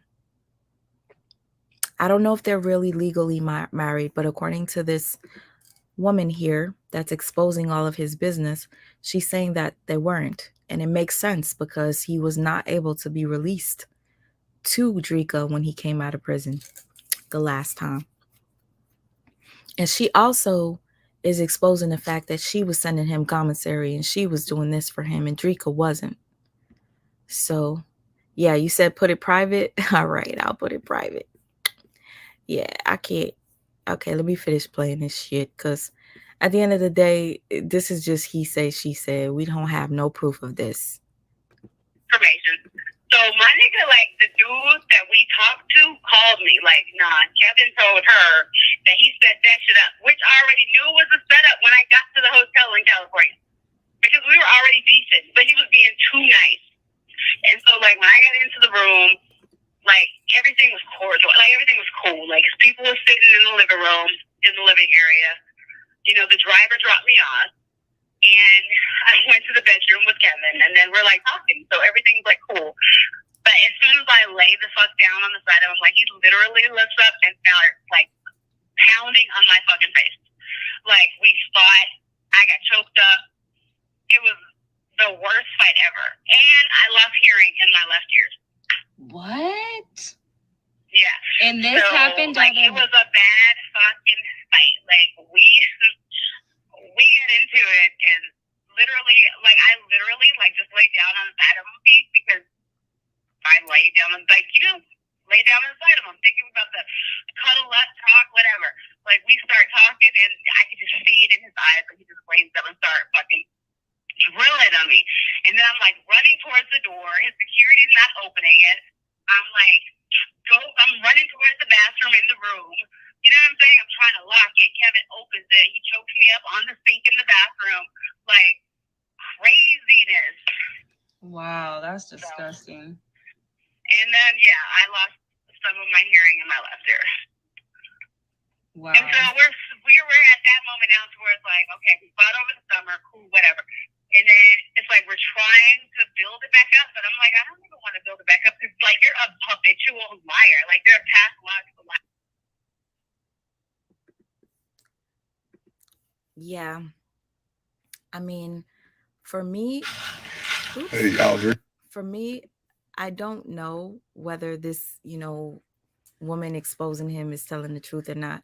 It does sound like she could be lying, but at the same time, there were certain things that she said that sounded familiar. I don't know, That's why I'm like, should I play this for you guys or not? I just felt like it made it to Gossip in the City, which is a pretty cool or huge, platform. Why would they post it if they didn't receive any proof of it? You know what I mean? But the part 2 isn't in question. I don't know why they never posted that. You believe her when she said she seen a look in his eyes that's what narcs do? Oh, I didn't even hear her say that. Yes, it is a lot. It really is. And it did sound like she was speaking of a very narky situation when she was like talking about Drika the way she was talking. It's like Kevin. If you know narcs, you know that they triangulate and they will tell you that the woman that they're with ain't shit and she's this and this and that. And you're so much better. And I think that's why this woman sounded so confident. But that's just my personal opinion. Y'all, I'm going to Cameron, no, you stupid. What's going on? Somebody said something. Hold up.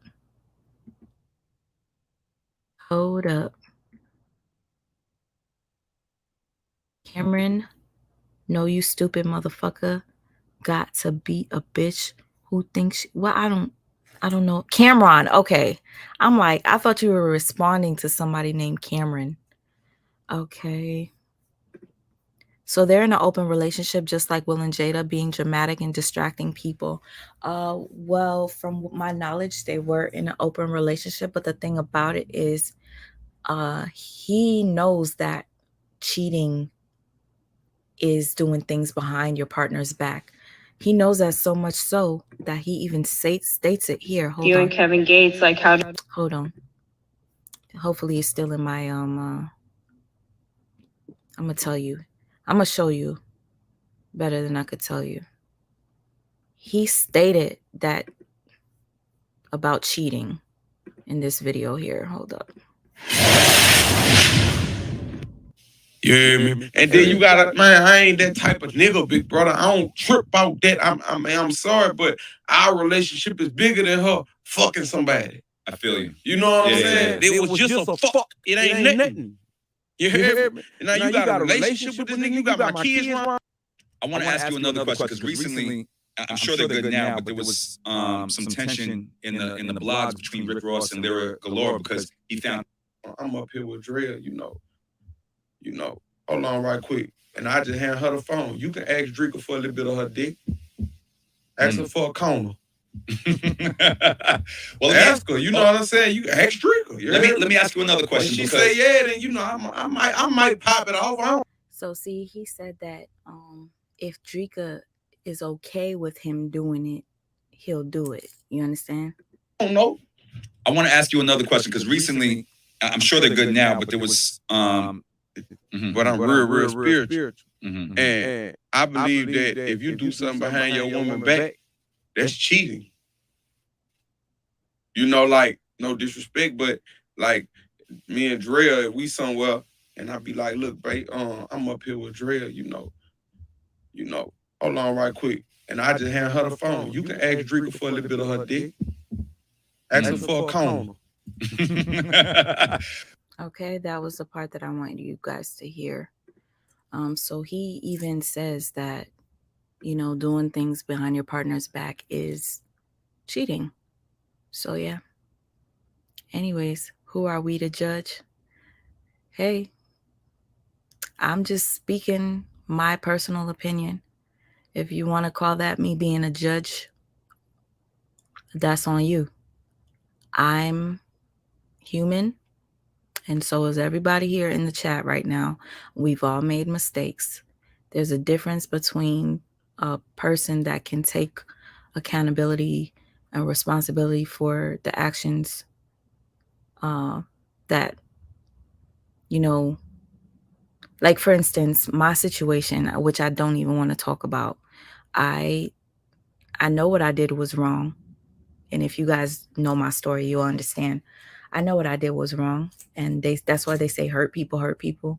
Sometimes it is true when you are with someone and they hurt you, you'll go and cheat on them just to hurt them back. That is not the way to go. That's why I try to preach to y'all guys never to do that. Like, just leave a person before you do anything like that, because karma does exist. Karma does exist.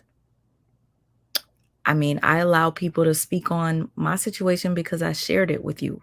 And when people throw it back in my face, it's not a big deal. I don't get upset because it is my truth. Again, me speaking on this situation is because it was very triggering to me. How do you sit there and disrespect your wife the way that you did? Expose so-called secrets of hers, saying that she's sleeping with a whole nother woman, her personal trainer, stealing money from you, turning your kids against you, all to 2 days later, talking about how much you love and miss her and how you sorry. And you know, I'll stop all this just to get you back. It was all for clout. Like, you really say that and you think it's okay? Well, it is what it is. He's going to have his fans. He's going to have his flying monkeys. And there's nothing I can do about it. You know, that's what life, period. Like, there's always going to be a fan base for the bad guy. Every bad guy that's out there. For me, what I do is I just tune the fuck out. After a while, after I talk about narcissists enough or a particular person enough, after a while, I just tune them the fuck out, all the way out, to the point where I forget they even exist. Like, you guys know I used to talk about Tasha K a lot. And then I stopped. Like, once I'm done, like, because narcissists are very draining. They're extremely draining. And he sits there. Kevin sits there and talks about how energy so much. Energy this, energy that.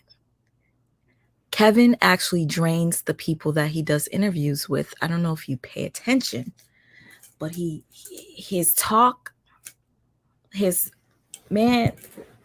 I'm just observing the red flags that I've seen personally in real life. So you guys don't have to take my word for it. Just go with your gut. If you feel like he's, Sean, thank you. Thank you so much, Sean. These women will go through this for the love of money and fame. Just sad. No self-worth at all, ladies. Do better in choosing a mate. Not worth it. Thank you, Sean. I really appreciate that. One thing about Drika is Drika was there before the fame, so I wouldn't say that applies to her. It applies to that women such as the one that was just on that voice recording trying to expose Kevin.